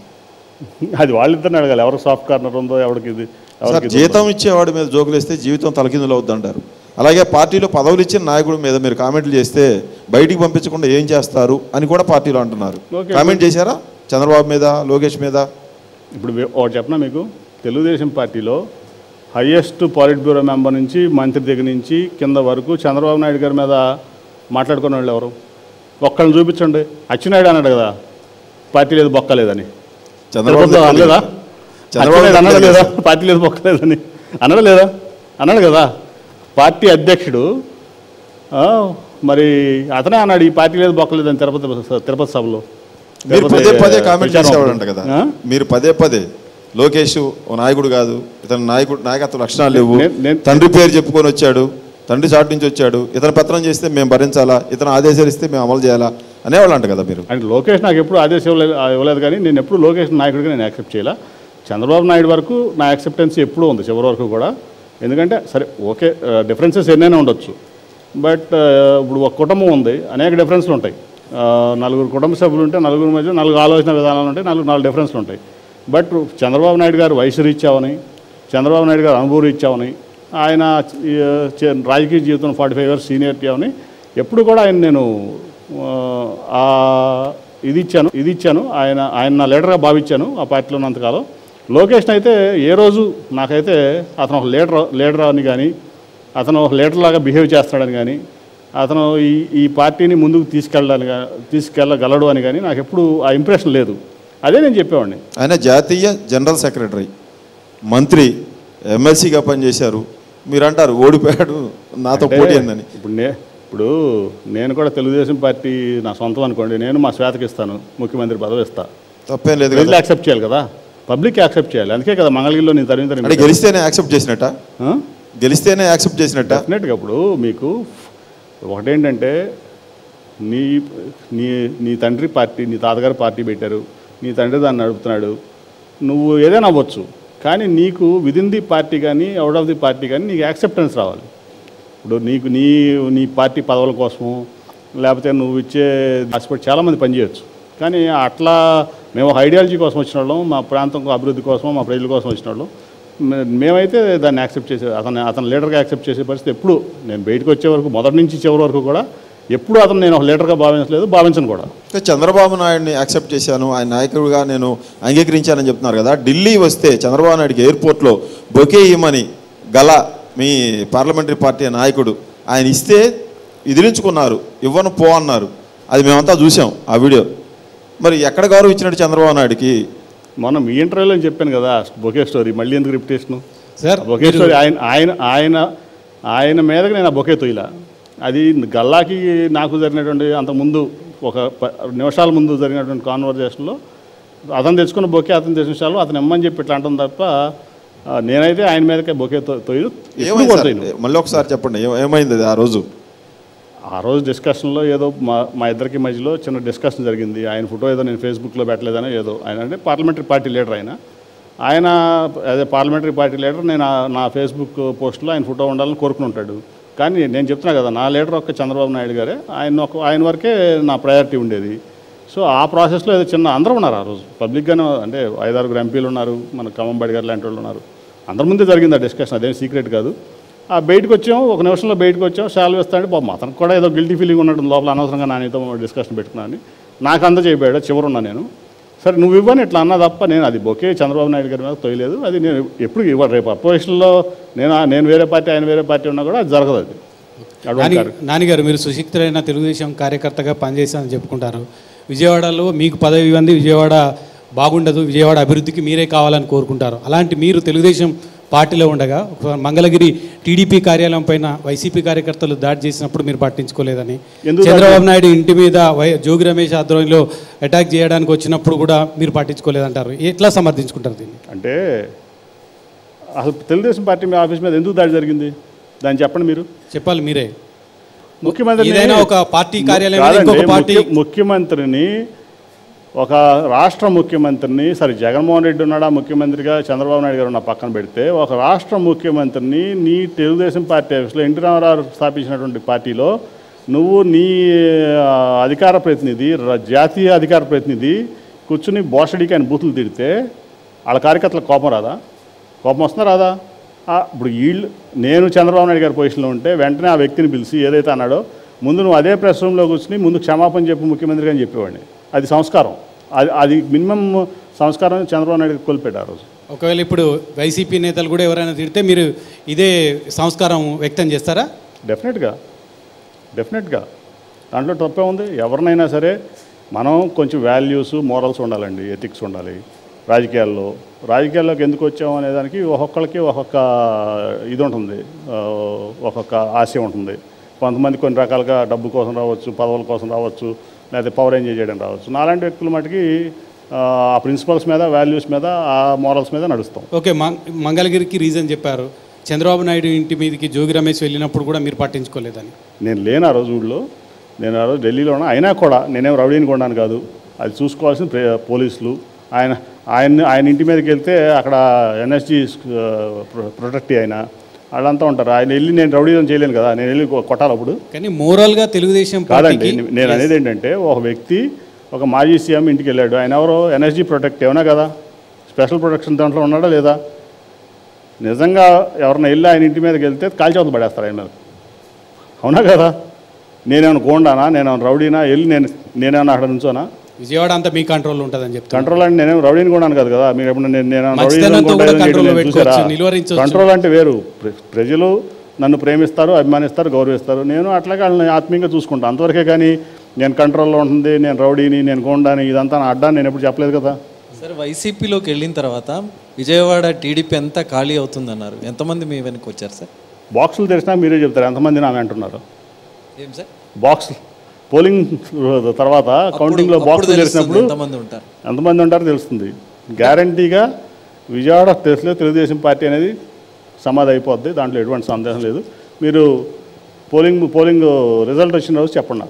ఇవన్నీ ఎన్నికల్లో మీ తమ్ముడే వ్యూహకర్త, ఇప్పుడు అతనే ఎందుకు శత్రువు? లేదు, నా తమ్ముడు ఎప్పుడు వ్యూహకర్త కాదు. నాకు అతను క్లెయిమ్ చేసుకుంటాడు అట్లా. ఎందుకంటే ఇప్పుడు ఎలక్షన్ ఉంది, ఇవాళ ఎలక్షన్ జరుగుతుంది, అనేక వందల మంది నా కోసం పనిచేస్తూ ఉంటారు.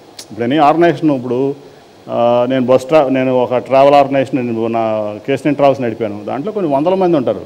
ప్రతి ఒక్కడు నేనే కష్టపడ్డాను అనికంటే కొన్ని వేల మంది కష్టపడతారు.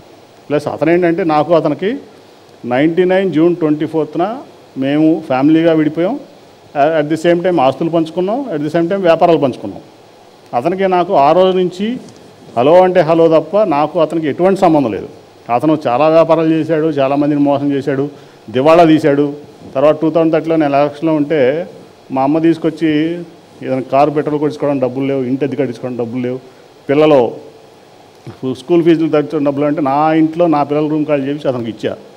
అతనికి ఇచ్చినప్పుడు నేను ఎలక్షన్లో ఉన్నాను కాబట్టి అతను కూడా పార్టిసిపేట్ చేసి ఉండవచ్చు, ఏదో ఒక కార్యక్రమంలో 2 కార్యక్రమాలు, లేదంటే అందరూ పార్టిసిపేట్ చేసినాడు. అంతే తప్ప అతనికి నాకు ఎప్పుడు తర్వాత కూడా చూసినప్పుడు రకరకాలైన యాక్టివిటీస్ నా ఆఫీస్లో కూర్చొని చేస్తున్నప్పుడు నేను ఆఫీస్ నుంచి బయటికి పంపించా.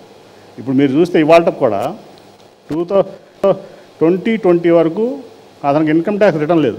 మీరు చూడండి, నేను కావాలంటే అఫిడవిట్ తీసి చూడండి, అతను ఎన్నికల అఫిడవిట్ 2020 వరకు అతనికి ఇన్కమ్ ట్యాక్స్ ఫైలింగ్ నిల్లు, జీరో. ఒక బ్యాంక్రప్ట్ అయినటువంటి వ్యక్తి, ప్రజలను అనేక రకాలుగా మోసం చేసినటువంటి వ్యక్తి, అతను ఆలోచన విధానం వేరు, నా ఆలోచన విధానం వేరు. ఎప్పుడూ కూడా నా ఎలక్షన్లో అతను కష్టపడలా. కానీ కుటుంబ సభ్యులు మాత్రం అతని వైపే ఉన్నారు. మీ తల్లి, చెల్లి ఎవరు చెప్పారు? ప్రచారంలో కూడా వాళ్ళు పాల్గొంటున్నట్టున్నారు. పాల్గొనవచ్చు, తప్పే ఉంది. ఇప్పుడు నాకుండేవాడు నా కుటుంబ సభ్యులు నాకుంటారు, వాళ్ళ కుటుంబ సభ్యులు కొంతమంది అటు ఉండొచ్చు, ఇటు ఉండొచ్చు, తప్పేం లేదు దాంట్లో. ఒక రక్తం పంచుకొని పుట్టిన తమ్ముడితో పోటీ చేయాల్సిన పరిస్థితి, రాజకీయంగా ఫేస్ చేయాల్సిన పరిస్థితి వచ్చింది. కుటుంబ బాంధవ్యాలు పూర్తిగా దెబ్బతినలేదా ఈ రాజకీయాల వల్ల? నేను చెప్పే కదా, 99 జూన్ 24 నుంచి డేట్ కూడా చెప్తున్నాను మీకు. ఆ రోజు నుంచి అతనికి నాకు పెద్ద సంబంధాలు లేవు, ఆర్థిక సంబంధాలు లేవు, ఫ్యామిలీ పరంగా కూడా లేవు. మీ అందరూ కూడా తెలిసే ఉంటుంది. 2 ఏళ్ల క్రితం అతను టీడీపీ దీనిలో ఒంగోలు మహానాడుకు వచ్చే వరకు నాకు తమ్ముడు నాడు కూడా ఎవరికి తెలియదు. కాకపోతే నా బ్రాండ్ పెట్టుకుని అతను చాలామందిని మోసం చేశాడు, కేసీని బ్రాండ్ని పెట్టి. ఎందుకంటే అది ట్రేడ్ మార్క్ రిజిస్టర్డ్ బ్రాండ్. కేసీని అనేది నా పేరు మీద ఉన్న ట్రేడ్ మార్క్ రిజిస్టర్డ్ బ్రాండు. దొంగ ఎన్ఓసీతో దాన్ని వాడుతున్నాడు. అతను brand trade mark registration apply చేసినా కూడా రిజెక్ట్ అయింది. వాళ్ళ కావాలంటే మీకు డాక్యుమెంట్స్ చూపిస్తాను నేను. ఒక మంచి అన్నకు ఇట్లాంటి మోసకారైన తమ్ముడు ఎట్లా దొరికిందా? ఎట్లా దొరికిన దేవుడిని అడగాలి, ఎడబుడిచ్చాడు అన్న. మీరు మీ పరిధిలో మీ తమ్ముడు మీకన్నా ఒక సంస్కారవంతునిగా ఎందుకు పనిచేయించలేకపోయారు మీరు? మరి అండి, మీరు పెద్దవాడు, మీకన్నా చిన్నవాడిని ఎందుకు దారిలో పెట్టలేకపోయారు? ఇప్పుడు నేనేమి 10 ఏళ్ళలో 15 ఏళ్ళ పెద్దవాడిని కాదు. నేను పుట్టింది 66 జనవరిలో, అతను పుట్టింది 67 ఆగస్టులో. 1 year 7 months మా ఇద్దరికి తేడా. మా తండ్రి 5 years అప్పుడు, నా 5 years అప్పుడు చనిపోయారు 1970లో. ఆ తర్వాత మా తాతగారు మమ్మల్ని పెంచారు. 84లో నేను ఇంటర్ చదివి మానేసి మా తాతగారికి అనారోగ్యం బాగుంది, వ్యాపారం తీసుకుని కుటుంబ బాధ్యతలు నేను తీసుకున్నాను. వాళ్ళని చదివించాం, వాళ్ళ పెళ్ళిళ్ళు చేసాం, ఆస్తులు పంచాం, నేను సంపాదించిన వ్యాపారంలో వాటా ఇచ్చాం, అన్నీ చేసాం. మాకెప్పుడు రూపాయి నేను ఇవ్వలేదనో, లేకపోతే ఆస్తి తగాదాలనే, వ్యాపార తగాదాలనే రూపాయి ఎగ్గొట్టే అనేది ఎక్కడా లేదు. సడన్గా వచ్చిన నడమంతపు సిరా అవ్వచ్చు, లేదా ఇంకేదైనా అవ్వచ్చు. మీకు చూస్తే 2002 నుంచి దాదాపు ఇన్కమ్ ట్యాక్స్ కట్టాల్సిన బకాయిలు ఇప్పటికీ చాలా ఉన్నాయి. అఫిడవిట్ చూడండి మీరు. 2020 వరకు అతని పేరు మీద ₹1 ఇన్కమ్ కూడా లేదు, ఒక చిల్లిగా ఆస్తి లేదు. సడన్గా అపరకు బేర్డ్ అయిపోయాడంటే నేనేం చెప్పను దానికి. ఎట్లా అయ్యాడనేది కేసీనేని చిన్ని టీడీపీలోపు వచ్చిన తర్వాతనే కేసీనేని నానిని బయటికి పంపించాలనే నిర్ణయం పార్టీలో జరిగి ఉంటుందా? రైట్, అది చేద్దాం. కేసినేని చిన్ని వారిని పార్టీలోకి ఆహ్వానించిన తర్వాత వారికి టికెట్ ఇద్దామని నిర్దేశించుకున్న తర్వాతే కేసినేని నాని గారిని బయటికి పంపించే ప్రయత్నాలు మొదలయ్యాయా, లేకపోతే అంతకు ముందు నుంచే ఆ ప్రయత్నం ఉందా అనేది? అంటే నేను ఎప్పుడు కూడా చంద్రబాబు నాయుడు గారికి 2019 ఎలక్షన్ అప్పుడే 3 నెలల ముందు వెళ్ళి నాకు ఒక 5 ఏళ్ళు నాకు టర్మ్ ఇచ్చారు, నాకు హ్యాపీ, మీరు ఎవరన్నా పెట్టుకుంటే నేను గెలిపించి మీకు అప్పచెప్పి నేను వెళ్తానంటే ఎందుకన్నారు ఆయన. ఎందుకన్నప్పుడు ఇవన్నీ వ్యవహారాలన్నీ నాకు అంత ఇదిగా అనిపిస్తుంది, కంఫర్టబుల్గా ఇక్కడ మన పార్టీలో, కాబట్టి నాకు మీరు రిలీవ్ చేస్తే నేను హ్యాపీగా ఉంటానని చెప్పడం జరిగింది. అప్పుడు ఆయన కాదు నువ్వే పోటీ చేయాలి ఖచ్చితంగా, మీ ఏమైనా ఉంటే కనుక ఆ ఇష్యూస్ ఆ కన్సర్న్స్ ఏమైనా ఉంటే నేను ఇది చేస్తాను, నేను అడ్రస్ చేస్తానని చెప్పడం జరిగింది. ఆయన నుంచున్నాం. ఆయన కూడా అంతకుముందు ఆయన సర్వేలు ఉండుంటాయి అక్కడ నేను లేకపోతే ఇంకా పార్టీ ఇబ్బంది పడుతుందని. సో ఆయన చెప్పిన దాని మీద కంటెస్ట్ చేశా. తర్వాత అనేక సందర్భాల్లో, ఎందుకంటే నాకు ఎస్పెషలీ అనేక అకేషన్స్లో నాకు జరిగేటువంటి విషయాల మీద నాకు నచ్చినప్పుడు ఆయనకి వెళ్ళి చాలాసార్లు చెప్పాను నేను, సార్ నాకు నన్ను రిలీవ్ చేయండి కావాలంటే, కాకపోతే ఇప్పుడు రాజీనామా చేస్తే మళ్ళీ మీకు ఇదవుతుంది, మీరు ఎప్పుడు కావాలంటే నన్ను ఎప్పుడు రాజీనామా చేయమంటే అప్పుడు చేస్తాను, మీరు నన్ను రిలీవ్ చేయండి అని చెప్పడం జరిగింది. ఒకసారి అయితే ఆయన ఎందుకో నందిగామను జగ్గేపేట ఒక టూర్ పెట్టుకున్నారు, అది రోడ్ షో పెట్టుకున్నప్పుడు ముందు రోజు అందరం పిలిచారు ఆయన పిలిస్తే వెళ్ళాము. ఆ రోజు అందరూ ఉన్నారు మా జిల్లా వాళ్ళంతా, మా నట్టరావు గారు, వరలరామయ్య గారు, గద్దె రామ్మోహన్, దేవినేని ఉమా, అట్లా 10 మంది ఉన్నప్పుడే అంటే సార్ నన్ను రిలీవ్ చేయండి సార్, ఇంకా నన్ను నేను ఈ టర్మ్ అయిపోయే వరకు ఉండి నేను ఇంకా దీన్ని విరమించుకుంటానని చెప్పడం జరిగింది. అప్పుడు ఆయన వెంటనే రియాక్ట్ అయ్యి మాట ఇంకెప్పుడు అనమాక, బయటికి రాని మాకు ఈ మాట, నువ్వే ఉండాలి, నువ్వే పోటీ చేయాలి అని చెప్పి అక్కడ ఉన్న ప్రతి వ్యక్తికి కూడా మీరెవ్వరూ కూడా ఈ విషయాన్ని బయటికి మాట్లాడొద్దని చెప్పి ఆయన అందరికీ కూడా ఆర్డర్ చేశారు. ఆ తర్వాత వాళ్ళని బయటికి పంపించి నాతో అరగంట మాట్లాడినప్పుడు లేదు నువ్వే ఉండాలి, నువ్వే మళ్ళీ కంటెస్ట్ చేయాలి, నువ్వే లీడ్ చేయాలి ఇక్కడ పార్టీని, నువ్వు లేకపోతే పార్టీ ఇబ్బంది పెడుతుందని ఆయన చెప్పడం జరిగింది ఆ రోజు. ఆ తర్వాత ఏమైందో నాకు తెలియదు, కానీ ఎప్పుడైతే ఈ వ్యక్తిని ఏదైతే ఇప్పుడు పార్లమెంట్ అభ్యర్థి ఉన్నాడో ఒంగోలు మహానాడు అప్పుడు అతను ఎంటర్ చేశారు ఫస్ట్. అప్పుడు కూడా ఏమైంది, నాకు అంతకుముందు నుంచి అనేక కంప్లైంట్స్ వస్తున్నాయి హైదరాబాద్లో, మీ కార్ నెంబర్లు మీ స్టిక్కర్ ఎంపీ స్టిక్కర్స్తో ఇక్కడ వచ్చి మమ్మల్ని బెదిరిస్తున్నారు అదే. అంటే నాకు అసలు రియల్ ఎస్టేట్ వ్యాపారం లేదు, నేనున్న ఆస్తులన్నీ హైదరాబాద్లో నా ఆస్తులన్నీ అమ్మేసి అప్పులు కట్టుకున్నాను. నేను బస్సులు ఆపినప్పుడు నాకు ఒక్క ఆస్తి కూడా హైదరాబాద్ లేదు, నాకు ఏమైనా ఉంటే విజయవాడలో నా రియల్ ఎస్టేట్ వ్యాపారాలు కూడా ఏం లేవు హైదరాబాద్లో నాకు, కాబట్టి నాకు సంబంధం లేదు. అది ఏంటంటే నాకు ఇది జరుగుతుందని తెలుసు. ఈ ఒక 10 12 ఫేక్ స్టిక్కర్స్ ప్రింట్ చేసి, అది పార్లమెంటు వాళ్ళు చెప్పే స్టిక్కర్స్ ప్రింట్ చేసి 4 ఏళ్ళు నా కార్ నెంబర్లు 4 ఏళ్ళు, అంతకుముందు అతని కార్ నెంబర్లో 4 5లు, దాన్ని 4 ఏళ్ళకి మార్చుకుని ఫేక్ ఎంపీ స్టిక్కర్లు పెట్టి దానితో ఇక్కడ రియల్ ఎస్టేట్ దందాలు చేయడం మొదలుపెట్టాడు. బెదిరిస్తాం, లాక్కోవటం, జనాలు మోసం చేయటం. ఇక్కడ మాజీ మంత్రి, ఆ రోజున మంత్రి టీఆర్ఎస్ మంత్రితో బినామీగా ఉంటూ రకరకాల కార్యక్రమాలు చేశాడు నా పేరు చెప్పి.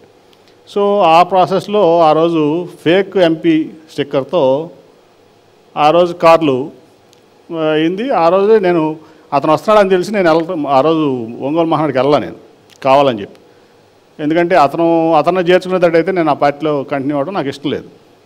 ఆ సందర్భంగా నాకు ఫోన్ చేశారు, నేను చెప్పాను అతను వచ్చేది అతను ఉండేటట్టయితే పార్టీలో నేను నా పని నేను చేసుకుంటానని చెప్పడం జరిగింది. ఎందుకు అన్నారు, ఎందుకంటే అతను మోసగాడు, అతను అనేక మందిని రియల్ ఎస్టేట్ మోసాలు చేశాడు, చీట్ చేశాడు, అన్ని రకాలుగా చేశాడు.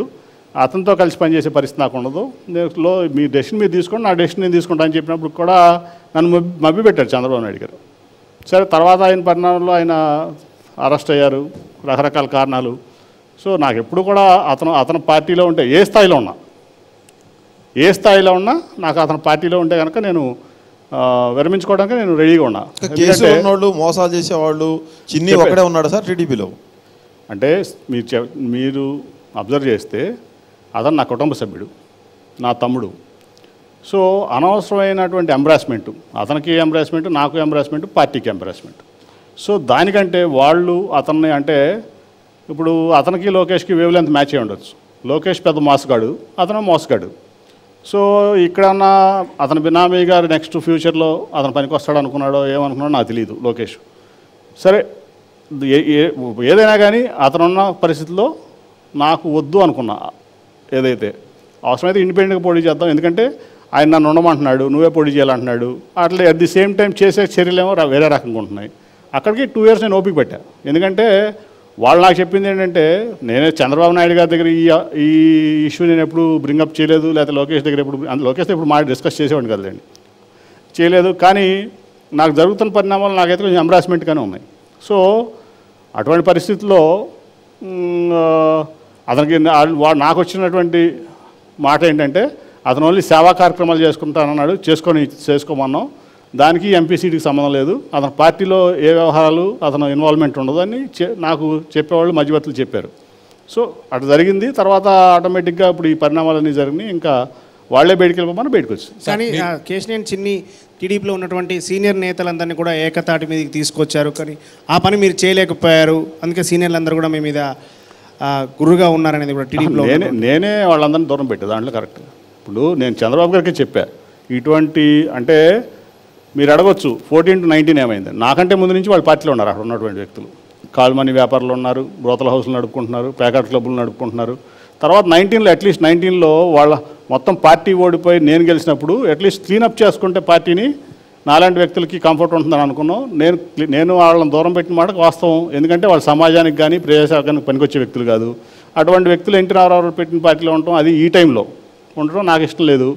అట్ ది సేమ్ టైం ఇదేంటంటే, ఎంతమంది కలిసినా కేశినేని నాని అనే వ్యక్తే నాకు ప్రజల్లో ఉన్న అభిమానం కానీ, నాకు ప్రజల్లో ఉన్నటువంటి పేరు కానీ, ప్రతిష్ట కానీ ఎవరికి మ్యాచ్ అవ్వదు అది. సో నేను రౌడీలతో, గూండాలతో, కాల్మనీ వాళ్ళతో, బ్రోతల హౌస్ వాళ్ళతో, ప్యాకెట్ వాళ్ళతో కలిసి ఒక స్టేజ్ పంచుకోవడము, ఒక పార్టీ కార్యక్రమం పంచుకోవడం అనేది నాకు 19 తర్వాత, అంతకుముందు ఆ కంఫర్ట్ లెవెల్ ఉండేది కాదు. తర్వాత ఇంకా అనవసరం అనిపించింది నాకు కూడా. వాళ్ళతో వెళ్ళి నా పేరు కూడా చెడగొట్టుకోవడం ఎందుకనేది నా భావన. అందుకని వాళ్ళతో కలవలే నేను. వాళ్ళందరి సహకారం వల్లే మీరు 19లో కూడా మళ్ళీ ఎంపీగా గెలిచారు. కానీ మీరు గెలిచిన తర్వాత వాళ్ళని దూరం పెట్టారనేది కూడా వాళ్ళందరూ సహకారంతో అయితే అందరూ గెలిచేవాళ్ళు కదా. విజయవాడ సెంట్రల్ గెలిచేది, విజయవాడ వెస్ట్ గెలిచేది, అట్లాగే మైలవరం గెలిచేది, తిరువూరు గెలిచేది, మొత్తం గెలిచేది కదా పార్టీ. 6 చోట్ల ఎందుకు ఓడిపోద్ది వాళ్ళ సంచి చంద్రబాబు నాయుడు గారు పంపించారు. అప్పుడు నేను వాళ్ళతో కలిసి పనిచేసాం. వాళ్ళందరినీ ఒక టీం టీడీపీ విజయవాడ లాగా పనిచేసాం.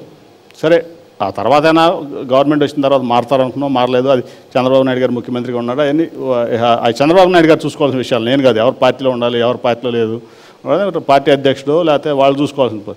నా పరిధి ఏంటంటే నేను క్లీన్గా ఉండాలి, నేను నీట్గా ఉండాలి, నా చుట్టూ క్లీన్ మనుషులు అనేది నా భావన. అందుకని నేను దూరం పెడతాను. నిజమే, అందరినీ దూరం పెట్టాను. కేశినేని గారు, మీరు క్లీన్గా ఉండాలని అనుకుంటున్నారని చెప్తున్నారు. మీరు చెప్పిన దాని ప్రకారం మీరు టీడీపీ వచ్చినప్పటి నుంచి మీరు చాలా అవలక్షణాలు ఆ పార్టీలో ఉన్నాయి. బూతులు తిట్టే వాళ్ళకి పదవులు ఇస్తారు, మీరు అడిగిన వాళ్ళకి పదవులు ఇవ్వలేదు, రకరకాలుగా చెప్పారు.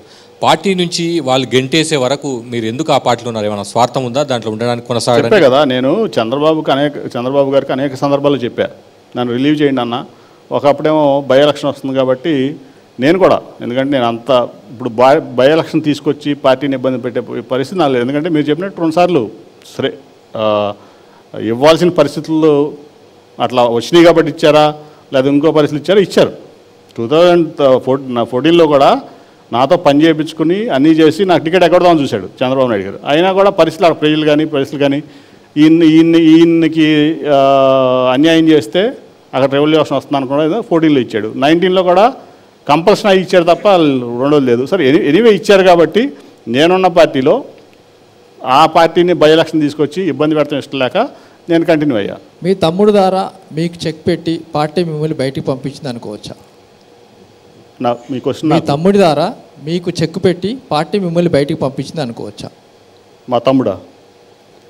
ఇప్పుడు అతను యాక్చువల్గా మీరు చూస్తే ఇవాళ వరకు అతని గురించి పెద్ద నేను ఎవరికి చెప్పింది లేదు, డిస్కస్ చేసింది లేదు. మీరు అన్ని క్వశ్చన్లు అడుగుతున్నారు కాబట్టి మాట్లాడాల్సి వస్తాను. కాబట్టి అసలు ఆ వ్యక్తి ఒక పంచాయతీ సర్పంచ్గా కూడా పనికిరాని వ్యక్తి, ఆ ప్రజాసేవకు పనికొచ్చే వ్యక్తి కాదు. అతను చేసే మోసాలు, అతను చేసే రియల్ ఎస్టేట్ దందాలు, అసలు చేసి రేపు నిజంగానే ఎవరన్నా ప్రజలు ఓటేస్తే విజయవాడ నమ్మేసే పరిస్థితి ఉంది అక్కడ. కేశినేని పెళ్లి చెడగొట్టాడు మీ చిన్ని అనేది ఒక మీ ఫ్యామిలీలో చర్చ ఉంది, నిజమేనా సార్? లేదు, అట్లాంటిదేం లేదు. అటువంటి అవకాశం కూడా లేదు. ఒకళ్ళు పెళ్లి అయింది కదా, పెళ్లి చెడకూడదు. సార్ మీ పార్లమెంట్ సెగ్మెంట్లో ఏ అసెంబ్లీ నేతలతో కూడా మీకు సరైన సంబంధాలు లేవు. ఎందుకు సార్? దేవినేనితో సంబంధాలు లేవు, దేవినేని ఉమతో మంచి సంబంధాలు లేవు, గద్దె రామ్మోహన్తో మంచి సంబంధాలు లేవు, జలీల్ ఖాన్తో మంచి సంబంధాలు లేవు, ఇట్లా చెప్పుకుంటూ పోతే బోండా ఉమతో మంచి సంబంధాలు లేవు, గద్దె వెంకన్నతో మంచి సంబంధాలు లేవు. గద్దె రామ్మోహన్ నిజంగా చాలా మంచి వ్యక్తి ఒక రకంగా చెప్పాలంటే, కాకపోతే సమర్థత లేదు ఆయనకి. నేను ఒక రకంగా ఆయన్ని రాజకీయ గురువుగా భావిస్తాను. ఒక ఏకలవ్య శిష్యుడు నేను గద్దె రామ్మోహన్. అది అప్పుడు చెప్తా, ఇప్పుడు చెప్తా. ఎందుకంటే నాన్ కరప్ట్, మంచి వ్యక్తి, అందరినీ మంచిగా చూసుకుంటాడు. కాకపోతే అతనికి పని చేయించే సామర్థ్యం లేదు. మిగతా వ్యక్తులు అంటే దేవినేని మాకు ఎవరితో ఉంది? కొడాల నానితో ఉందా? వంశీతో ఉందా? ఇవాళ ఈ టికెట్ లేని స్థితికి ఎందుకు వచ్చాడు దేవినేనమ్మా? అతని వల్ల ఈ పార్టీ ఈ కృష్ణా గుంటూరు జిల్లాలో ఇట్లా అయిపోయిందంటే ఇతను వ్యక్తులను బట్టే తెలుగుదేశం పార్టీ అంత దీనస్థితికి వెళ్ళిపోయింది ఒక రకంగా చెప్పాలంటే. మిగతా వాళ్ళు అంటారా? చెప్పే కదా, కాల్మనీలు, బ్రోతల్ హౌస్లు, స్వతంత్ర సమరయోధులు, భూములు కబ్జా చేసేవాళ్ళు, బ్లాక్ మెయిలర్లు, ఇవన్నీ ఇటువంటి వాళ్ళతో కలిసి పనిచేయాల్సిన నెసిటీ నాకు ఉందని నేను అనుకోవాలి. చంద్రబాబు చుట్టూ రియల్టర్లు, భూదందాలు చేసేవాళ్ళేమో అనేది మీరు పదే పదే విమర్శిస్తూ ఉంటారు. ఎవరు సార్ వాళ్ళు? అందరూ అంతే కదా. ఇప్పుడు ఎవడు విజయవాడ పార్లమెంట్ అభ్యర్థి ఉన్నాడు, మీరు తీయండి, బ్యాక్గ్రౌండ్ చెక్ చేయండి. హైదరాబాద్లో ఎన్ని దందాలు చేశాడో, ఎన్ని రియల్ ఎస్టేట్ మోసాలు చేశాడో, ఎంతమందిని మోసాలు చేశాడు. ఇప్పుడు కూడా ఆ ప్రగతి నగర్లో వాళ్ళ అబ్బాయి పేరు మీద ఎక్సెల్లా ప్రాపర్టీస్ అని పెట్టాడు. ఇది ఈ అఫిడవిట్లో కనపడకుండా 97 ఎకరాలు కబ్జా చేశారు. ఇవాళ కూడా వాళ్ళు ఎఫ్ఐఆర్ రిజిస్టర్ చేయబోతున్నారు. అది ఈడీ కేసులో ఉందా? అది 90 గవర్నమెంట్ భూమి, దాంట్లో రైతులు ఉన్నటువంటి నివాసితులందరినీ ఖాళీ చేయించి టీఆర్ఎస్ గవర్నమెంట్లో మాజీ మంత్రి ఇతను కలిసి అనేక దందాలు చేశారు. వాళ్ళ అతను కొడుకు పేరు మీద పెట్టాడు అది.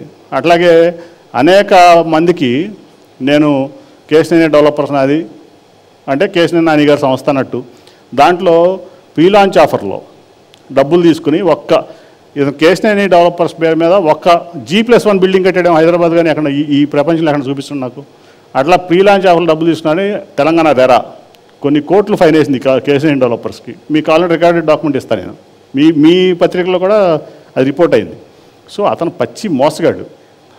అతన్నే పెట్టుకుని ఇవాళ విజయవాడ ఎంపీ ఇచ్చాడంటే చంద్రబాబు గారు కానీ తెలుగుదేశం పార్టీ కానీ ఏ స్థితిలో ఉందో మీరు అర్థం చేసుకోవచ్చు. సార్, గురువుగారు అంటున్నారు, గద్దె రామారావుకి నేను ఏకలవ్య శిష్యుడిని అంటున్నారు. కానీ ఇప్పుడు ఆ గురువుగారిని ఓడించడానికి మీరు పొద్దున్న లేచి అక్కడే తిరుగుతూ ఉన్నారు. ఎలా అంటే ఇప్పుడు నా పార్టీ కమిట్మెంట్ నాది సార్. ఏకలవ్య శిష్యుడిని ఎక్కడ? ఆయన మంచోడు, ఆయన ఎవరెళ్ళినా మంచిగా రిసీవ్ చేసుకుంటాడు, అందరినీ మంచిగా మాట్లాడతాడు. కానీ అసమర్థుడు, పని చేయలేకపోయాడు. ఎందుకంటే ఇవాళ దేవినేని అవినాష్ ఉన్నాడు అక్కడ, అతను ఒక ఎమ్మెల్యే కాదు. కానీ అక్కడ రీటైనింగ్ వాళ్ళ దగ్గర నుంచి దాదాపు 650 కోట్ల రూపాయలు అక్కడ పని చేయించాడు విజయవాడ ఈస్ట్లో. గద్దె రామ్మోహన్ గారు 10 ఏళ్ళు ఇక్కడ ఎమ్మెల్యేగా ఉన్నాడు, ఒక 5 ఏళ్ళు గన్నవరంలో ఎమ్మెల్యేగా ఉన్నాడు, ఒక 5 ఏళ్ళు విజయవాడ ఎంపీగా ఉన్నాడు. ఒక్క మార్కు చూపించండి, ఒక్క మార్కు గద్దె రామ్మోహన్ గారు ఈ పని. ఓకే, మంచోడు, వెళ్తే మంచిగా రిసీవ్ చేసుకుంటాడు, వెళ్తే మంచిగా సమాధానం చెప్తాడు, అట్లాగే ఇది చేస్తాడు. తప్ప ఈ విజయవాడకి 20 ఏళ్ళలో గన్నవరం కానీ విజయవాడ కానీ ఆయన ఉన్న టర్మ్లో ఒక్క పని జరగల. ఆయన మార్క్ ఒక్కటి లేదు విజయవాడ మీద. కాబట్టి ఆయన పాపం ఆయన చేయలేడు, కెపాసిటీ అంతే, ఆయన అసమర్థుడు. రాజకీయంగా మంచితనం వేరు, సమర్థత వేరు. సో మంచితనంలో ఆయనకు మార్కులేస్తా, సమర్థుడా అంటే ఆ ప్రాంతానికి అతను ఎమ్మెల్యేగా అసమర్థుడు. ఎస్ నానిగారు, మీరు వైసీపీ ఎంపీగా కాంటాక్ట్ చేస్తున్నారు, రాష్ట్ర వ్యాప్తంగా జగన్కు వెల్ఫేర్ స్కీమ్స్ ఉపయోగపడతాయని చెప్తున్నారు. కానీ మీకు ప్రత్యేకంగా అమరావతి రాజధాని విషయంలో చాలా థ్రెట్ ఉండే అవకాశం ఉంది. జగన్ మళ్ళీ అధికారంలోకి వస్తే వైజాగ్ నుంచి పాలన చేస్తానని ఇప్పటికే ప్రకటించారు. మీరు రాజధాని ఏది అంటే విజయవాడ ప్రజలకు ఏం చెప్తారు? ఇప్పుడు దానికి యాడ్ చేస్తాను సార్ ఒకటి. మీరు ఇంతకుముందు అమరావతికి గట్టి మద్దతుదారులు, కానీ ఇప్పుడు అమరావతి అవసరం లేదు, అమరావతి అక్కర్లేదని మాట్లాడుతున్నారు. ఎలా సార్, పార్టీ మారితే అభిప్రాయాలు మారిపోతాయా? నేను అమరావతి ఆ ప్రాంతంలో రాజధానికి వ్యతిరేకం కాదు నేను, కానీ అమరావతి అనే ప్రాజెక్టుకి వ్యతిరేకం. ఎందుకంటే మీకు నేను అనేక సందర్భాల్లో చెప్పా, రాజధాని రావాల్సింది కనకదుర్గ వారధి, విజయవాడ కనకదుర్గ వారధి దాటిన దగ్గర నుంచి కాజగ్రామం వరకు రాజధాని కట్టుకో. ఆయనకు కావాల్సినటువంటి సెక్రటరియటో, ఆయనకు కావాల్సినటువంటి హైకోర్టు, ఆయనకు కావాల్సినటువంటి అసెంబ్లీనో, ఆయనకు కావాల్సినటువంటి గవర్నమెంట్ బిల్డింగ్స్ అన్ని కట్టుకుని ఉంటే, ఇప్పుడు ఏదైతే డీజీపీ ఆఫీస్ కట్టారో, ఏదైతే టీడీపీ ఆఫీస్ కట్టారో, అటు పాత అమరావతి నుంచి ఇటు తెనాల వరకు మాస్టర్ ప్లానింగ్ ఇచ్చుకుని దాన్ని ఇది చేసుకుంటే గన్నవరం ఎయిర్పోర్ట్ నుంచి మొదలుపెట్టి గుంటూరు వరకు కూడా 55 కిలోమీటర్లు స్ట్రెచ్, ఇటు లెఫ్ట్ 55 కిలోమీటర్లు, రైట్ సైడ్ రోడ్కి 55 కిలోమీటర్లు. ఇప్పుడు ఆల్రెడీ బైపాస్ తీసుకొచ్చాం, అటు మళ్ళీ ఇంకో ఈస్ట్ బైపాస్ వస్తుంది. ఆ 55 కిలోమీటర్లు ఒక మహానగరం అయ్యేది. ఈ మాస్టర్ ప్లానింగ్లో ఆయనకు కావాల్సినటువంటి ఏదైతే ఆయన 9 సిటీస్ అనుకున్నారు, జస్టిస్ సిటీ అవనండి, ఐటీ సిటీ అవనండి, లేదా హాస్పిటాలిటీ అవనండి, ఏదైనా ఆయన పెట్టుకున్న డ్రీమ్స్ ఏదైనా ఉన్నాయా పెట్టుకుని మాస్టర్ ప్లానింగ్ ఇచ్చుకుంటే ఎవరు ల్యాండ్ వాళ్ళకు ఉండేది. 33,000 ఎకరాలు రైతుల దగ్గర తీసుకుని వాళ్ళ మోసం చేయాల్సిన పని లేదు. అట్లాగే నువ్వు ఇంకా 21,000 ఎకరాలు గవర్నమెంట్ ల్యాండ్ ఉంది అక్కడ. ఆ గవర్నమెంట్ ల్యాండ్లో ఇంకేందా కావాలంటే చేసిన పని. ఒక స్టేడియం కట్టుకోవాలన్నా, ఒక స్పోర్ట్స్ యూటిలిటీ కట్టుకోవాలన్నా, ఏ రకంగా వాడుకోవాలన్నా నువ్వు వాడుకునే పని. అది ఆ ఛాన్స్ పోగొట్టుకుని ఆయన ఒక షాజహాన్ తాజ్మహల్ కట్టాడు కాబట్టి ఆ కీర్తి షాజహాన్కి వచ్చింది కాబట్టి నేను అమరావతి కడదామంటే ఏ రాజైనా కోటను కట్టుకోగలరు కానీ రాజధానికి ఒక నగరాన్ని నిర్మించలేడు. ఇప్పుడు మీకు ఫర్ ఎగ్జాంపుల్ తీసుకుంటే నరేంద్ర మోడీ గారు ఆయన ముఖ్యమంత్రిగా ఉన్నప్పుడు గిఫ్ట్ సిటీ స్టార్ట్ చేశాడు మన గుజరాత్లో. ఇవాళకి డబుల్ ఇంజిన్ సర్కార్ ఉంది, ప్రధానమంత్రిగా ఉన్నారు ఇక్కడ గుజరాత్లో కూడా బీజేపీ గవర్నమెంట్. ఇప్పుడు వరకు ఆ గిఫ్ట్ సిటీ అనేది సరైనటువంటి రూపు దాల్చుకోవాలి. వాళ్ళకే అవన్న పని నువ్వు ఎట్లా చేయగలవు? నువ్వు చేయాల్సింది ఏంటి? నువ్వు కట్టుకోవాల్సినటువంటి ఏదైతే బిల్డింగ్లు ఉన్నాయో అవి చేసుకుని మీద చేసుకుంటే నీకు బ్రహ్మాండమైన నగరం అయ్యేది, కాస్మోపాలిటన్ సిటీ అయ్యేది, 55 కిలోమీటర్లు నీకు కావాల్సినట్టు అయ్యేది. మిగతా వాటిల్లో ఎవరికి కావాల్సిన వాళ్ళు కట్టుకునేవాడు. సార్ ఆయనకు కావాల్సినవి అంటున్నారు. చంద్రబాబు నాయుడుకు హైకోర్టు ఆయనకు కావాల్సిందేనా, సచివాలయం ఆయనకు కావాల్సిందేనా, అన్ని ప్రభుత్వ భవనాలు మొత్తం చంద్రబాబు సొంత ఆస్తులు అయిపోతాయి. అసలు అమరావతి పేరుతో రియల్ ఎస్టేట్ వ్యాపారం జరిగిందని మీరు అంటే అందులో లబ్ధిదారులు ఎవరు అనుకుంటున్నారు? ఖచ్చితంగా ఆయనకు కావాల్సినవి. ఎందుకంటే ఆయన కోసం అది నేనే నిర్మించే నగరం. పొద్దున కూడా నేను ఇండియా టుడే ఇంటర్వ్యూ చేశాను రాజ్దీప్ సర్దేశాయ్తో. నేను హైటెక్ సిటీ కట్టాను, నేను సైబరాబాద్ కట్టాను మొదలుపెట్టాను. మీరు చెప్పారు కదా సార్, చంద్రబాబు అని కట్టారని మీరు కూడా ఒక ఇంటర్వ్యూలో చెప్పారు. చంద్రబాబు నాయుడు హైదరాబాద్ ఇప్పుడు మీకు వచ్చేటువంటి క్యాపిటల్ నేను చెప్పా, గన్నవరం నుంచి గుంటూరు వరకు మహానగరం అయ్యేది. మీకు కావాల్సినటువంటి ఎమ్యూనిటీస్ ఏదైతే ఉన్నాయో ఆయన కట్టుకునేవాడు. నిజంగానే ఆయన మాస్టర్ ప్లానింగ్ ఇచ్చుకుంటే జగన్ గారు కూడా దాన్ని కదిపే పరిస్థితి ఉండేది కాదు. ఇవాళ ఈ తప్పులు 33,000 ఎకరాల రైతుల్ని మోసం చేసిన చంద్రబాబు రియల్ ఎస్టేట్ వ్యాపారం చేసి ఆ సిటీని కట్టలే. ఇప్పుడు ఏది కూడా అన్నీ టెంపరీ అన్నాడు ఆయన. ఏది కూడా సరిగ్గా కట్టలేకపోయినటువంటి వ్యక్తి ఎవరంటే చంద్రబాబు నాయుడు.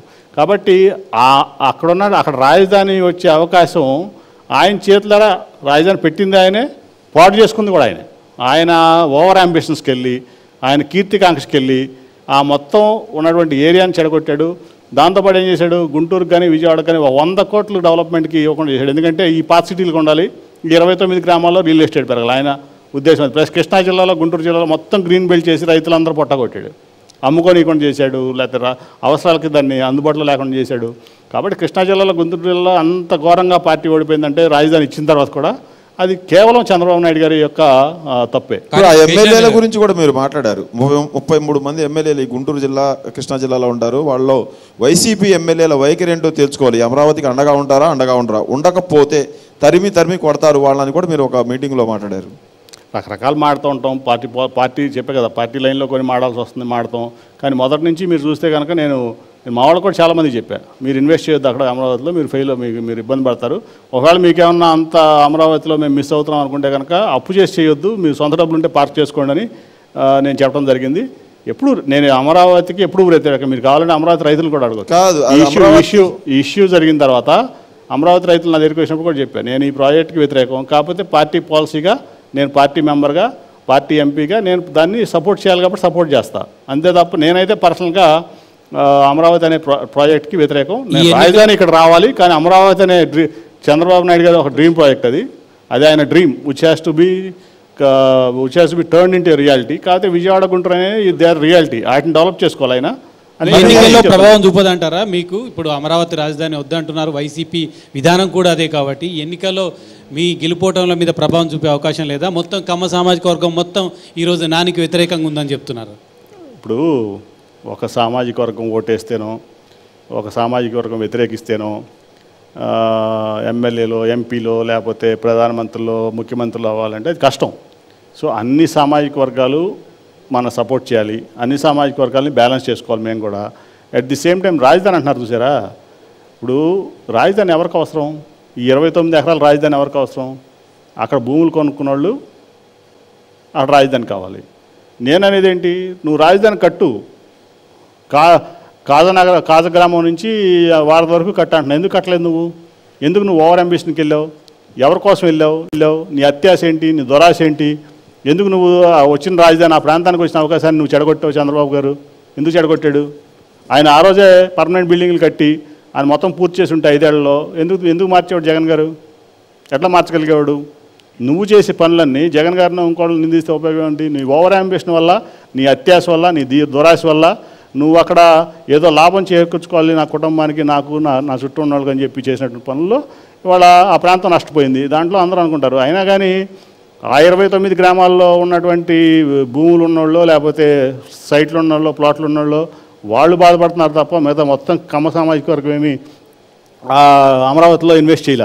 ఈ వేదిక ద్వారా చెప్తారా 3 రాజధానులు అవసరమే, అమరావతి రాజధాని అవసరం లేదని చెప్పగలరా మీరు? అది పార్టీ పాలసీ డెసిషన్. నేను కొత్తగా చేరా పార్టీలో. నాకు కావాల్సింది నా ఎజెండా విజయవాడ అభివృద్ధి. నాకు విజయవాడ ఒక మంచి సిటీగా, ఒక కాస్మోపాలిటన్ సిటీగా, ఒక లివబుల్ సిటీగా ఉండాలని నా కోరిక. దానికోసం నా ప్రయత్నం అంతా.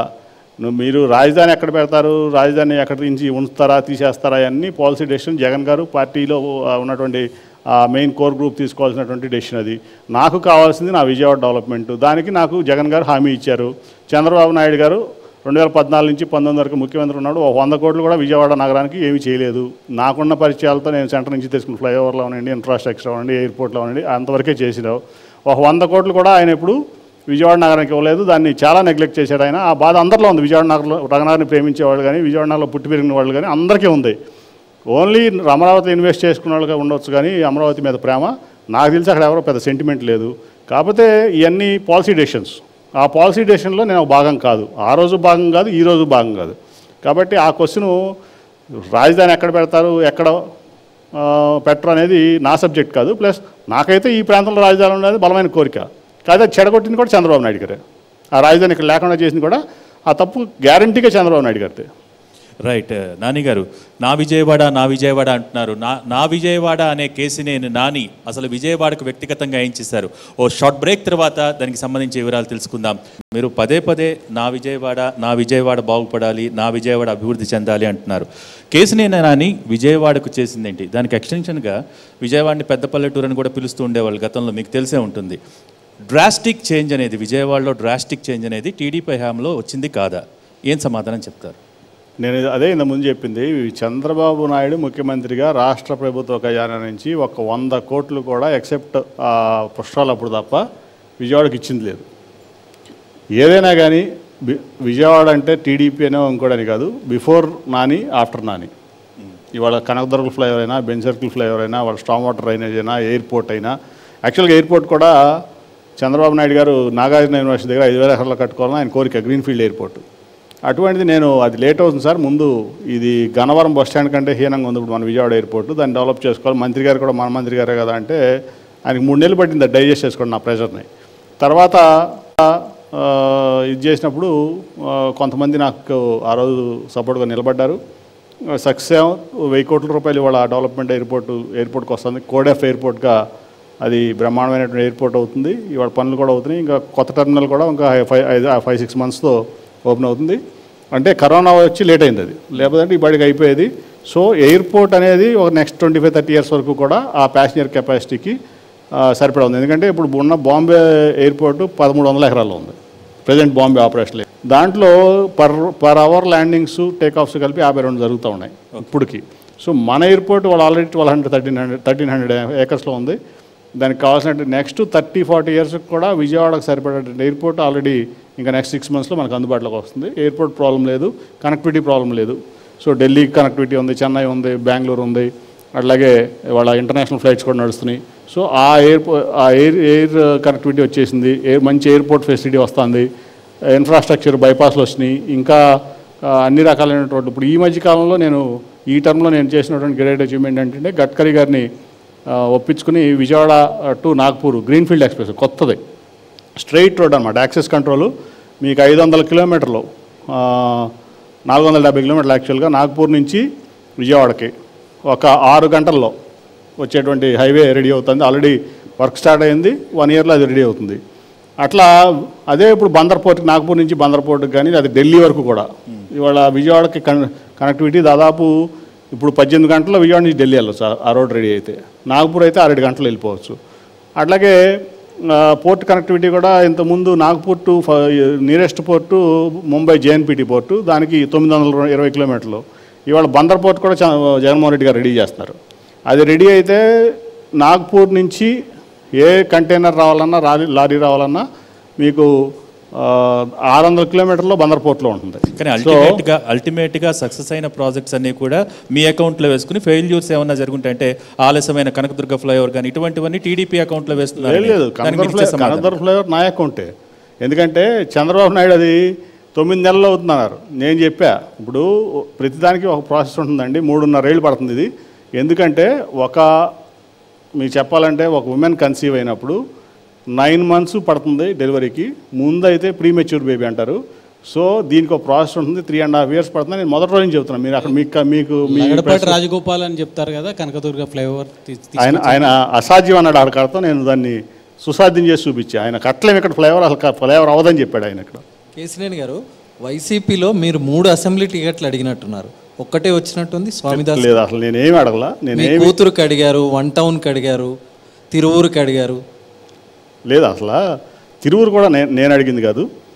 అంతకుముందు 3 నెలల నుంచే స్వామిదాస్ గారిని తీసుకోవాలని చెప్పి పార్టీ నిర్ణయించుకుంది. కాకపోతే అదేంటంటే ఇన్సిడెంటల్గా ఆ టైంలో సెట్ అయింది అది, అంతే తప్ప నేను జగన్మోహన్ రెడ్డి గారిని నేనే ఇండిపెండెంట్గా పోటీ చేద్దాం అనుకున్నా. నేను జగన్మోహన్ రెడ్డి గారి నుంచి ఆహ్వానం వస్తుందని నేను కూడా అనుకోలే. మైట్ బి చంద్రబాబు నాయుడు, లోకేష్ కూడా అక్కడే ఇదే ఉంటారు. ఎందుకంటే ఇతను ఈగోయిస్టు, జగన్మోహన్ రెడ్డి గారు కూడా ముక్కుసూటిగా ఉంటారు. వీళ్ళిద్దరికి సెట్ అవ్వదు. ఇతను అక్కడికి వెళ్ళడం, ఇతను పిలవడం అనేది అనుకుని ఉంటారు. సో ఈడేదో ఇండిపెండెంట్గానే ఏదో చేస్తాడులే, కొన్ని రోజులు ఇబ్బంది పెడతాడు, మన అంతకంటే ఏం చేయలేడు అనుకుంటారు. సో నేను రిజైన్ చేసి నేను ఇండిపెండెంట్గా పోటీ చేద్దామని 2 రోజులకే నాకు జగన్మోహన్ రెడ్డి గారి నుంచి ఆహ్వానం వచ్చింది, చేరటం జరిగింది. నేను అసలు యాక్చువల్గా ఏమి అన్కండిషనల్గా నేను ఆయన ఏమి అడిగింది లేదు, ఆయన నాకేం చెప్పింది లేదు, అన్కండిషనల్గానే చేరాను. రేపు ఎన్నికల్లో ఎవరు గెలిచినా కేసినేని, కానీ 2 పార్టీలు కేసినేని బ్రాండ్నే వాడుకుంటున్నాయి అనుకోవచ్చా? సార్, ఏ బ్రాండ్ వాడుకున్నా కేసినేని నాని తప్ప అక్కడ గెలిచేవాళ్ళు ఎవరు ఉండరు. మీకు రాసుకోండి, వాళ్ళ టైము డేట్ కూడా రాసుకోండి. ఇవాళ 7-7 వైసీపీ గెలవబోతుంది, కేసినేని నాని గెలవబోతున్నాడు. చంద్రబాబు నాయుడు అనే వ్యక్తి రాజకీయంగా పెద్ద బ్లండర్ చేశాడు నన్ను వదులుకుని, దాంట్లో ఎటువంటి సందేహం లేదు. అది రేపు ఎలక్షన్లో రిజల్ట్లో మీకు ప్రూవ్ అవుతుంది. కేసినేని ట్రావెల్స్ను ఎందుకు మూసేశారు సార్? కారణం చెప్పే కదా, అది లోకేష్ను ఇంటెలిజెన్స్ చీఫ్ సమాధానం చెప్పాలి దానికి. నేను వాళ్ళు ఎందుకు చెప్పలేదంటే, ఆ రోజు నేను ప్రెస్ మీట్ పెట్టి చెప్తామంటే చంద్రబాబు నాయుడు గారు నాకు ఫోన్ చేసి ప్రెస్ మీట్ పెట్టొద్దు, 2 రోజుల్లో మనం కూర్చొని మాట్లాడుకుని అన్నీ సెటిల్ చేసుకుందాం అన్నాడు. ఆ 2 రోజులు ఇప్పుడు రాలా నిజం చెప్పాలంటే. సో ఇప్పుడు దాని గురించి మాట్లాడి ఏదో పార్టీ నుంచి బయటకు వచ్చాను కాబట్టి ఇవన్నీ మాట్లాడాడని అనిపించుకోవడం నాకైతే ఇష్టం లేదు. సరే, నాని వెంట ఇప్పుడు కమ్మ కులస్తులు మొత్తం మీ వెంటే ఉన్నారనుకోవచ్చా? అంటే నేను మీకు చెప్పే కదా, ఒక సామాజిక వర్గం సపోర్ట్ చేస్తేనో, ఒక సామాజిక వర్గం విభేదిస్తేనో, ఒక ఎంపీనో, ఒక ఎమ్మెల్యేనో, ఒక మంత్రో, ఒక ప్రధానమంత్రి అయ్యే పరిస్థితి లేదు. అన్ని సామాజిక వర్గాలు అందరూ కూడా మనని క్యారీ చేయాలి, మన అభిమానించాలి, మనం ప్రేమించాలి. దాంట్లో ఇప్పుడు ఓకే, కమ్మ సామాజిక వర్గంలో మెజారిటీ పక్షానికి చంద్రబాబు నాయుడు ముఖ్యమంత్రి అవ్వాలని కోరుకుండవచ్చు. అట్ ది సేమ్ టైం ఎంపీగా కూడా విజయవాడలో నాని బాగా చేశాడు, మాకు విజయవాడలో నాని కావాలని కోరుకునే వాళ్ళు కూడా ఉంటారు. కమ్మోళ్ళంతా కూడా మిమ్మల్ని కుల బహిష్కరణ చేశారంట కదా, నిజమా? 1,60,000 మంది నియోజకవర్గంలో ఉండే ఓటర్లో ఎక్కువ మంది మిమ్మల్ని అక్కడ చూడటం ఇష్టం లేక, జీర్ణించుకోలేక ఏం చేశారు? జాతి ద్రోహిలాగా. అంటే ఇప్పుడు చంద్రబాబు నాయుడు గారు 30 మందికో 33 మందికో కమ్మోళ్ళకి సీట్లు ఇచ్చాడు, అసెంబ్లీ సీట్లు. అట్ ది సేమ్ టైం 26 మంది రెడ్లకు కూడా ఇచ్చాడుగా. అంటే వాళ్ళందరూ రెడ్డి ద్రోహులా? వాళ్ళందరినీ రెడ్డి బహిష్కరించిందంటారా? వాళ్ళు అట్లా మాట్లాడుతున్నారా? అంటే నాకు ఎవరు మాట్లాడారు నాకు తెలియదు, మాట్లాడితే అంటారని నేను అనుకోవట్లేదు. కాకపోతే అట్లా ఏదో ఒకళ్ళు ఎదురో ఏదో పిచ్చివాగుడు వాగొచ్చు, కులం దీంట్లో కళ్ళు మూసుకుపోయి ఉండొచ్చు, కుల అహంకారంలోనో కులాభిమానంతోనో కళ్ళు మూసుకుపోయి మాడతారేమో, కానీ అట్లా ఉంటుందని నేనైతే అనుకోవట్లేదు. ఎందుకంటే ఒక కులం వేస్తేనే గెలవకపోవచ్చు, కానీ ఒక కులం మద్దతు అనేది అవసరం కావచ్చు. 1,60,000 65,000 మంది ఆ కమ్మోళ్ళు అక్కడ ఉన్నారు అని చెప్తున్నారు. ఆ 265 విలేజెస్లో వాళ్ళు మీకు మద్దతు ఇవ్వకపోతే గెలిచే ఛాన్సెస్ ఉంటాయా మీకు? సార్ ఒకటండి, మీకు అదే చెప్తున్నా, ఎవరో ఒకళ్ళో ఇద్దరు కులాభిమానంతో కళ్ళు మూసిపోయి మాట్లాడితే మాట్లాడవచ్చు, కానీ ఎవరైనా ఆ ప్రాంతాన్ని ప్రేమించేవాళ్ళు, విజయవాడను ప్రేమించేవాళ్ళు, విజయవాడ నాని వల్ల అభివృద్ధి చెందుతుంది, విజయవాడలో నాని అనవసరమైన కార్యక్రమాలు చేయడు, మమ్మల్ని ఇబ్బంది పెట్టడు, మమ్మల్ని బ్లాక్మెయిల్ చేయడు, మమ్మల్ని డబ్బులు అడగడు, మమ్మల్ని మా జీవితాలతో ఆడుకోడు, ఆయన పనేదో ఆయన చేసుకెళ్తూ ఉంటాను అనుకున్న ప్రతి ఒక్కళ్ళు ఏ కులమైనా, నేను కమ్మ అంటలేదు, కాపు అంటలేదు, రెడ్డి అంటలేదు, లేకపోతే బీసీలు ఎస్సీలు మైనార్టీలు అంటలేదు, ఎవరైనా సరే విజయవాడ బాగుండాలి, విజయవాడ అభివృద్ధి చెందాలి, ఈ ప్రాంతంలో మోసగాళ్ళు, గూండాలు, రౌడీలు, లేకపోతే మిగతా యాంటీ సోషల్ ఎలిమెంట్స్ ఉండకూడదు, ఎంపీలుగా ఎమ్మెల్యేలు అనుకున్న ప్రతి ఒక్కళ్ళు కూడా నన్నే ప్రేమిస్తారు. వైసీపీకి మీరు అవసరమా, మీకు వైసీపీ అవసరమైందా? అంటే ఇప్పుడు ఎనీ పార్టీ, ఇప్పుడు మనం తీసుకుంటే ఫర్ ఎగ్జాంపుల్ జగన్ గారి వేవ్లో నేను గెలిచా అంటే పార్టీ ఓటు పడగా కొంత నా మీద ఉన్న అభిమానం ఉండొచ్చు, నా సొంత బలం అవ్వచ్చు, అట్లాగే రెండు మిక్స్ అవ్వాలి. ఇప్పుడు నేనే తోపుని అనుకుంటే అవదది. సో అట్లాగే పార్టీకి కూడా స్ట్రాంగ్ క్యాండిడేట్స్ ఉండాలి, అట్లాగే క్యాండిడేట్స్ కూడా పార్టీ సపోర్ట్ ఎప్పుడూ అవసరం ఈ పొలిటికల్ సిచ్యువేషన్లో. సో అది it's a win win situation. పార్టీకి నా అవసరం ఉంటుంది, నా అవసరం నాకు పార్టీ అవసరం ఉంటుంది, దాంట్లో ఎటువంటి సందేహం లేదు. మీరు ధీమాతో ఉన్నారు గెలుపైన, కానీ 2014లో కానీ 2019లో కానీ అక్కడ టీడీపీ గెలిచింది, అంటే మీరు గెలిచారు. 2019లో వైసీపీ హవా ఉంది, 22 ఎంపీ స్థానాలు గెలిచినా కూడా అక్కడ గెలవలేకపోయింది. మీరేమో ఇప్పుడు నేను గెలుస్తానంటున్నారు, ఏ బేసిస్ మీద గెలుస్తా అంటారు? ఏ బేసిస్ మీద ఇప్పుడు చెప్తున్నా కదా, అక్కడ ప్రజలు, విజయవాడ ప్రజలు 10 ఏళ్ళు నన్ను ఎంపీగా చూశారు. బిఫోర్ నాని విజయవాడ ఏంటి, విజయవాడలో ఎట్లా ఉండేది, విజయవాడలో ఇన్ఫ్రాస్ట్రక్చర్ ఉండేది లేదా, విజయవాడలో డ్రైనేజ్ ఉండేది లేదా, విజయవాడలో ఏముండేది, ఎయిర్పోర్ట్ ఉండేది లేదా, ఇవన్నీ చూసినటువంటి వ్యక్తులు ఎవరైనా సరే నానినే ఆప్షను. నా స్థానంలో ఎవరో రియల్ ఎస్టేట్ మోసగాడినో విజయవాడ అమ్మేసే వాళ్ళను వాళ్ళందరినీ తెచ్చిపెట్టుకుంటారని ప్రజలు నేనైతే అనుకోవట్లేదు. చాలామంది గతంలో అభివృద్ధి చేసిన వాళ్ళు ఉన్నారు, అలాగే చాలా సంవత్సరాల పాటు ఎంపీగా పనిచేసిన వాళ్ళు ఉన్నారు, అలాగే ఓడిపోయిన వాళ్ళు కూడా ఉన్నారు. ఆ ఓడిపోయిన వాళ్ళ జాబితాలో మీరు రారని గ్యారంటీ ఏమున్నది? నేను ఓడిపోతానని అనుకోవట్లేదు. ఎందుకంటే ప్రజాభిమానం నాకు ప్రజల నుంచి లభించే అభిమానం కానీ, ఆదరణ కానీ, ప్రేమ కానీ, ఆప్యాయత కానీ, అట్ ద సేమ్ టైం వాళ్ళు నన్ను ఓన్ చేసుకున్న విధానం కానీ, నేను వాళ్ళని ఓన్ చేసుకున్న విధానంలో అది ప్రజలకిలోకి వెళ్ళినప్పుడు తెలిసిపోద్ది అది. సో నేనైతే భారీ మెజార్టీతో గెలవడం ఖాయం. నానిగారి 10 ఏళ్లకు ముందు 10 ఏళ్ల తర్వాత మీరు ఎంపీగా ఉన్న తర్వాత విజయవాడను చూడాలంటున్నారు. ఇంతకుముందు చెప్పారు విజయవాడలో కాలుమని ఉంది, బ్రోతల్ హౌజులు నడిపే వాళ్ళు ఉన్నారని చెప్తున్నారు. 10 ఏళ్ల కాలంలో వాటిని ఎందుకు కంట్రోల్ చేయలేకపోయారు? ఎందుకు బ్రోతల్ హౌజులు నడుస్తున్నాయి? ఎందుకు కాల్మని ఆ ట్రెండ్ ఉంది విజయవాడలో? అంటే మీకు యాక్చువల్గా మీరు జర్నలిస్ట్ కదా, what is the role and responsibility of an MP or an MLA or an corporator or anything ఈ ప్రజాస్వామ్యంలో? As per the constitution, as per the constitution ఒక ఎంపీ, ఒక ఎమ్మెల్యే ఈ రాజ్యాంగం ఇచ్చినటువంటి పరిధి ఏంటి? అట్లనే మిగిలిపోయారా మీరు? చెప్పండి. అలంకారప్రాయంగానే ఏదైతే ఎంపీగా అర్హతలు ఉన్నాయో దానికే మిగిలిపోయారా నాన్నగారు? కాదండి, మీరు చెప్పండి. నేను అడిగిన దానికి ఒక ఎంపీ, ఒక ఎమ్మెల్యే, రాజ్యాంగం వీళ్ళకి ఏమిటి? ఓన్లీ 3 రోల్స్ ఏంటంటే, 1 passing the bills, 2 making the government accountable, passing the budget. ఈ 3 మీరు చూసుకుంటే. కాకపోతే ఏంటంటే ఎవరు చేయాలి ఆ పనులు? ఆ రోజు ఎగ్జిక్యూటివ్ బాడీ ఏదైతే ముఖ్యమంత్రి ఉన్నాడో, ఏదైతే అక్కడ మంత్రులు ఉన్నారో, హోమ్ మినిస్టర్ ఎవరో, లేకపోతే అక్కడ చేయలేకపోయారా 5 ఏళ్ల పాటు? మీరు ప్రభుత్వంలో ఉన్నప్పుడు నాన్నగారు ఒక ఎంపీగా చంద్రబాబు నాయుడు గారి మంత్రివర్గంలో ఉన్నవారిని ఇన్ఫ్లుయెన్స్ చేసి వీటిని కంట్రోల్ చేయలేదు. మీకు ఇక్కడ తెలంగాణలో ఉంటారు కదా, ఆంధ్ర అఫేర్స్ తెలిసినట్లు ఈ మధ్య అక్కడ పేపర్లు ఇక్కడ పేపర్లు కాబట్టి నేను అదే అడుగుతున్నాను. అటువంటి ప్రభుత్వం, అటువంటి పార్టీలో ఉండడానికి మీరు ఎట్లా ఇష్టపడ్డారు? తెలుగుదేశం పార్టీ వాళ్ళు బయటికి పంపారు తప్ప నేను పోలేదని చెప్తున్నారు. కంట్రోల్ కాలేదు. విజయవాడలో బ్రోతల్ హౌస్ నడుస్తున్నాయి, కాల్మనీ నడుస్తుంది అనుకున్న ఆ పార్టీలో ఎందుకు కొనసాగాలనుకున్నారు? వాళ్ళు బయటకు పంపారని చెప్తున్నారు. యాక్చువల్గా కాల్మనీ అనేది నేనే దాన్ని ఇనిషియేట్ చేసి అప్పుడు పోలీస్ కమిషనర్ గౌతమ్ సవాంగ్ ఎవరంటే బయట తీస్తే అది పెద్ద ఇష్యూ అయింది. తర్వాత చంద్రబాబు నాయుడు గారు దాన్ని కప్పెట్టమని చెప్పారు, కప్పెట్టేశారు. ఆ పార్టీ దీని కింద ఆ పార్టీ ఎక్కువ మంది ఇన్వాల్వ్ అయి ఉన్నారని కాబట్టి దాన్ని ఆయన తీసుకుని డెసిషన్, అది ఆయన పార్టీ అధినేతగా ఆయన తీసుకుని డెసిషన్, దానికి మేమేం చేయలేము. సార్ మీరేమో లోకేష్ని మోసగాడు అంటున్నారు, కానీ లోకేష్ ఏమో ప్రతి సభలో చెప్తున్నారు, ఒక రెడ్ బుక్ చూపిస్తున్నారు, ఆ రెడ్ బుక్లో మీ పేరు కూడా రాశారట. మీ పైన ప్రభుత్వం వచ్చాక ఒక్కొక్కరి సంగతి తెలుస్తానంటున్నారు. చెప్పే కదా, లోకేష్ పగల కళ్ళకి అంటున్నాడు, ముందు అసలు ఎవరో కూడా ప్రజాస్వామ్యంలో వాళ్ళ సంగతి తెలుస్తాను వీళ్ళ సంగతి తెలుస్తాను అనేది మాట్లాడకూడదు. ఏం తెలుస్తాడు ఆయన ముందు ఆఫ్టర్ ఆల్ ఓడిపోయిన ఎమ్మెల్యే, వాళ్ళ నాన్న పేరు వాడుకున్నాడు, వాళ్ళ నాన్న పార్టీని వాడుకున్నాడు, వాళ్ళ తాత పేరు వాడుకున్నాడు, వాళ్ళ తాత పార్టీని వాడుకున్నాడు, వాళ్ళ పార్టీ రిసోర్సెస్ వాడుకున్నాడు, పార్టీ ఇన్ఫ్రాస్ట్రక్చర్ వాడుకున్నాడు. అయినా కానీ సిగ్గు లేకుండా ఓడిపోయావు నువ్వు మంగళగిరిలో. ఇంకా రెడ్ బుక్లో రాసి ఏం చేస్తావు? నువ్వు మళ్ళీ ఓడిపోతున్నావు నువ్వు మంగళగిరిలో, నీ పార్టీ ఓడిపోతుంది.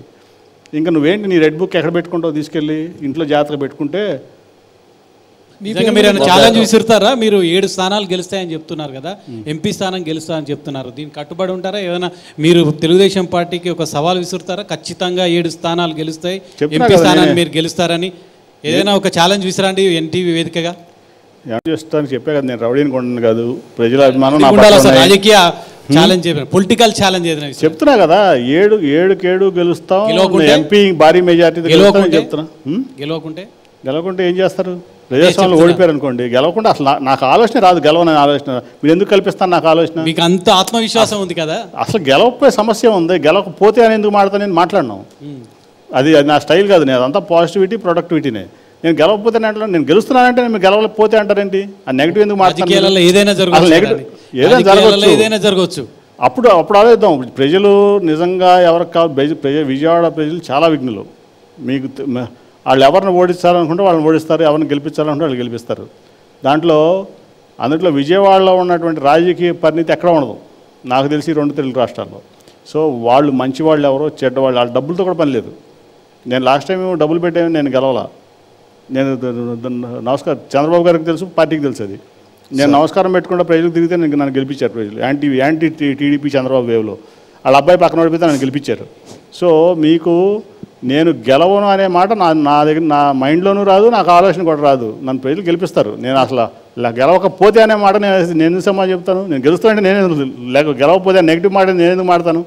ఆ ఆలోచన ప్రజలకి రాదు, నాకు రాదు. గత ఎన్నికల్లో మీ ప్రత్యర్థి పీవీపీతో మీ సంబంధాలు ఎట్లా ఉన్నాయి సార్? అసలు నాకు ఎప్పుడు కూడా పీవీపీ అనే వ్యక్తి ఆ ఎలక్షన్ మూమెంట్లో కలిసాడు, అంటే ఎదురుబెదురయ్యాం తప్ప అతనికి నాకు ఎప్పుడు కూడా నాకు అసలు ఆ సంబంధం లేదు, పరిచయం కూడా లేదు. ఈ ఎన్నికల్లో మిమ్మల్ని వెంటాడుతున్నాడట అన్నీ తప్పే ఉంది, తప్పేం లేదు. తప్పు వెంటాడవచ్చు, ఎవరైనా వెంటాడవచ్చు. చంద్రబాబు వెంటాడవచ్చు, లోకేష్ వెంటాడవచ్చు, బాలకృష్ణ వెంటాడవచ్చు, మొత్తం టీడీపీ అంతా వెంటాడవచ్చు, టీడీపీలో లేని వాళ్ళు వెంటాడవచ్చు. వైసీపీ వ్యక్తి కదా అతను, ఉన్నాడు యాక్టివ్గా ఉన్నట్టు నాకు ఆ ఎలక్షన్ తర్వాత అతను యాక్టివ్గా ఉన్నట్టయితే నాకైతే అక్కడ అనిపించలేదు. సార్ కేసీఆర్ అని షార్ట్ టెంపర్, ఈ షార్ట్ టెంపర్మెంట్ మీకు లాస్ చేసిందా లాభం చేసిందా? నేనైతే నేను షార్ట్ టెంపర్ అనుకోవట్లా. అది జనరల్గా ఏంటంటే నేను ఎంతోమంది నా ఆత్మవిశ్వాసాన్నో ముక్కు చుడతానన్నో షార్ట్ టెంపర్ అనుకోవచ్చు, లేకపోతే ఆవేశపడడం అనుకోవచ్చు. కానీ నేను ఎప్పుడు ఆవేశపడిన సందర్భాలు నాకైతే ఎప్పుడు అనిపించలా. నాకు షార్ట్ టెంపర్ అనుకోండి నేను అనుకోవట్లా. షార్ట్ టెంపర్ అయితే 10 ఏళ్ళు నేను టీడీపీలో కొనసాగేవాడిని కాదు. ఓకే, వాళ్ళు పొమ్మనే వరకు కూడా అదే కదా జరిగింది. ఇప్పుడు అదే వాళ్ళు పొమ్మనే వరకు నేను నా ఆవేశపడినో షార్ట్ టెంపరో లేకపోతే ఇంపల్సివ్ డెసిషన్స్ తీసుకునేవాడిని అయితే అన్ని రోజులు నేను కొనసాగను కదా. మీరు చెప్పారు కదా ఇంతకుముందు, మా తమ్ముడిని చేర్చుకునేటప్పుడు నేను కొద్దిగా ఇబ్బందిగా ఫీల్ అయ్యాను అని. చీటికి మాటికి అడిగే కేసీఆర్ నానిని, చీటికి మాటికి ఆరోపణలు లేకపోతే ఇంకొక రకంగా మాట్లాడే కేసీఆర్ నానిని టీడీపీ నుంచి బయటికి పంపించడం కరెక్ట్ అంటారా కాదంటారా? అది కరెక్టో కాదో రేపు ప్రజలు చెప్తారు. నన్ను బయటికి పంపించడం వల్ల వాళ్ళు ఎంత నష్టపోయారో రిజల్ట్ తర్వాత వాళ్ళకి తెలుస్తుంది. ఇప్పుడు కాదు కదా, రిజల్ట్ తర్వాత మీరు చెప్తారు, ప్రజలు చెప్తారు, ప్రపంచం చూస్తుంది. ఎవరికి నష్టం? నాకు నష్టమా వాళ్ళకి నష్టమా? కొత్త రికార్డు విజయవాడ కేంద్రంగా వైసీపీ రికార్డు సృష్టిస్తుంది. మీరు చూస్తే విజయవాడ ఎంపీ గెలిచినప్పుడల్లా ఓన్లీ ఆ పార్టీ వేవ్ ఉన్నప్పుడే గెలిచేవాడు విజయవాడ ఎంపీ చరిత్రలో 52 నుంచి కూడా. కానీ యాంటీ వేవ్లో గెలిచిన ఏకైక విజయవాడ ఎంపీ నేను ఒక్కడే ఆఫ్టర్ ఇండిపెండెన్స్. ఫస్ట్ ఎలక్షన్ 52లో జరిగితే ఇప్పుడు వరకు కూడా ఏ పార్టీ వేవ్ ఉంటేనే ఆ పార్టీ ఆ ఎంపీ గెలుస్తాడు. అక్కడ యాంటీ వేవ్లో గెలిచిన ఎంపీ నేను ఒకటే, అది నా రికార్డు. అంటే ప్రజలు నేను చేసిన సేవల్ని గుర్తించి నా మీద అభిమానం చూపించి మళ్ళీ ఈయన నాకు ఎంపీ కావాలన్నారు. రేపు కూడా అంతే. ఇప్పుడు విజయవాడ వాళ్ళు చిన్న కేసీఆర్కి ఓటేయాలా, పెద్ద కేసీఆర్కి ఓటేయాలా? మొత్తం కేసీఆర్నే ఉంది కదా. సో ఇప్పుడు అదే చెప్పా, విజయవాడ ప్రజలు చాలా ఆలోచించి ఓటేస్తారు. చాలా ఇప్పుడు ఎమ్మెల్యేకి ఎంపీకి కూడా డిఫరెన్స్ చూపిస్తారు ఓటింగ్లో. అంటే ఒక వ్యక్తిని చూసి ఓటేసే తత్వం విజయవాడలో ఉంది. సో వాళ్ళు డిసైడ్ చేస్తారు. ఒక రియల్ ఎస్టేట్ మోసగాడికి విజయవాడను అమ్మేసేవాడికి ఓటేస్తారా, విజయవాడ కోసం నిలబడి విజయవాడను నిలబెట్టేవాడి కోసం ఓటేస్తారని ప్రజలు ఖచ్చితంగా రాష్ట్రమంతా జగన్ ఆ ప్రయారిటీ నాకే ఉంటుంది. రాష్ట్రం అంతా జగన్ చూసో లేకపోతే రాష్ట్రం అంతా చంద్రబాబుని ఆయన కూటమి చూసి ఓట్లేస్తారంటే విజయవాడలో మాత్రం నన్ను చూసి మాత్రమే ఓట్లేస్తారని చెబుతున్నాను. నన్ను చూసి మాత్రమే అంటున్నా. నన్ను ఇద్దరు ఇప్పుడు 2 పార్టీల బేసు 2 పార్టీలకు ఉంటుంది. న్యూట్రల్స్ ఉంటారు. అట్ ది సేమ్ టైం నేను పనిచేసిన ఇంతకుముందు 10 ఏళ్ళు 11 ఏళ్ళు సేవ చేసిన తెలుగుదేశం నుంచి చాలా క్రాస్ ఓటింగ్ నాకు వస్తుంది. సో మా పార్టీ 100% ఓటింగు 40% 45% ఎంత వస్తే అంత నాకు వస్తుంది. న్యూట్రల్స్ ఓటింగ్ 100% నాకు వస్తుంది. At the same time TDP నుంచి దాదాపు 50 to 75% క్రాస్ ఓటింగ్ నాకు వస్తుంది టీడీపీ ఓటర్ల నుంచి. సో అదే చెప్తున్నా మీకు, రేపు రిజల్ట్ తర్వాత మీరు చూస్తారు టీడీపీ క్లోజ్. రైట్. ఫైనల్గా నాని గారు, ఎన్నికల నేపథ్యంలో ఎన్టీవీ వేదికగా ప్రజలు తెలుసుకున్నారు. ఇప్పుడు ఒక 5 ఏళ్ళు అంటే పాత చంద్రబాబు నాయుడు గారు యొక్క పాలన వదిలేసిన 14 to 19 ఒక 5 ఏళ్ళు చంద్రబాబు నాయుడు గారు విడిపోయినటువంటి ఆంధ్రప్రదేశ్ని పరిపాలించారు. అట్లాగే 19 to 24 జగన్మోహన్ రెడ్డి గారు పరిపాలించారు. సో ఆయన ట్రాక్ రికార్డ్ ఉంది, ఈయన ట్రాక్ రికార్డ్ ఉంది ప్రజల ముందు. సో ఈయన ఏంటంటే చంద్రబాబు నాయుడు గారు ఒక మధ్యతరగతి నుంచి కింద వ్యక్తుల్ని లేదా ప్రజల్ని విస్మరించాడు. ఆయన ఏంటంటే ఎలీట్ ఆఫ్ ది సొసైటీ, నాకు 7 స్టార్ ఎయిర్పోర్ట్ కావాలి, 10 స్టార్ రోడ్ కావాలి, లేకపోతే నాకు క్లాస్గా ఉండాలి, సింగపూర్ లేక ఉండాలి, మలేషియా లేక ఉండాలి, అమెరికా లేక ఉండాలని ఉన్నటువంటి ప్రజల కోసం ఆయన సేవ చేశాడు. ఈయనేమో సొసైటీలో అందరి కోసం, ఎనీ ప్రభుత్వం పేదవాళ్ళ కోసం, అవసరంలో ఉన్న వాళ్ళ కోసం పనిచేయాలి, దానికోసం పనిచేసినటువంటి వచ్చి Jaganmohan Reddy. At the same time మీరు ఏ పారామీటర్లో తీసుకున్నా, జిఎస్డిపిలో తీసుకున్నా, పర్ క్యాపిటల్ ఇన్కంలో తీసుకున్నా, అట్లాగే మీకు పోవర్టీ కూడా మీరు చూస్తే చంద్రబాబు నాయుడు గారి టైంలో 11.7% ఉన్నటువంటి పోవర్టీ ఆంధ్రప్రదేశ్లో జగన్మోహన్ రెడ్డి గారు వచ్చిన తర్వాత 4.5%కి వచ్చింది. అంటే 7% పేదరికాన్ని తగ్గించినటువంటి వ్యక్తి Jaganmohan Reddy. At the same time per capital income 50,000 పెంచినటువంటి వ్యక్తి Jaganmohan Reddy. At the same time డిఎస్డిపిలో కూడా 2% వరకు పెంచినటువంటి వ్యక్తి జగన్మోహన్ రెడ్డి. అదే జాబ్స్ కూడా ఈయన 6 లక్షల జాబ్స్ ఇస్తే ఆయన ప్రభుత్వ రంగంలో 39,000, ప్రైవేట్ రంగంలో 40,000, 79,000 జాబ్సే క్రియేట్ చేశాడు ఆయన. సో ఏ పారామీటర్లో తీసుకున్నా వాళ్ళ జగన్మోహన్ రెడ్డి ఇవాళ ప్రజల మధ్యలో ఉన్నాడు.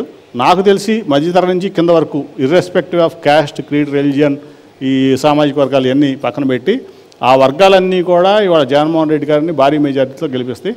అది రేపు రాబోయే రోజుల్లో మీరు ఎన్నికల రిజల్ట్లో మీరు చూడబోతున్నారు. Right. Thank you so much Kesineni Nani గారు. ఈరోజు క్వశ్చన్ అవర్కి వచ్చి మా ప్రశ్నలకన్నిటికీ సమాధానాలు ఇచ్చినందుకు మా టీం ఎన్టీవీ తరఫున కూడా మీకు ధన్యవాదాలు తెలియజేసుకుందాం. Thank you so much.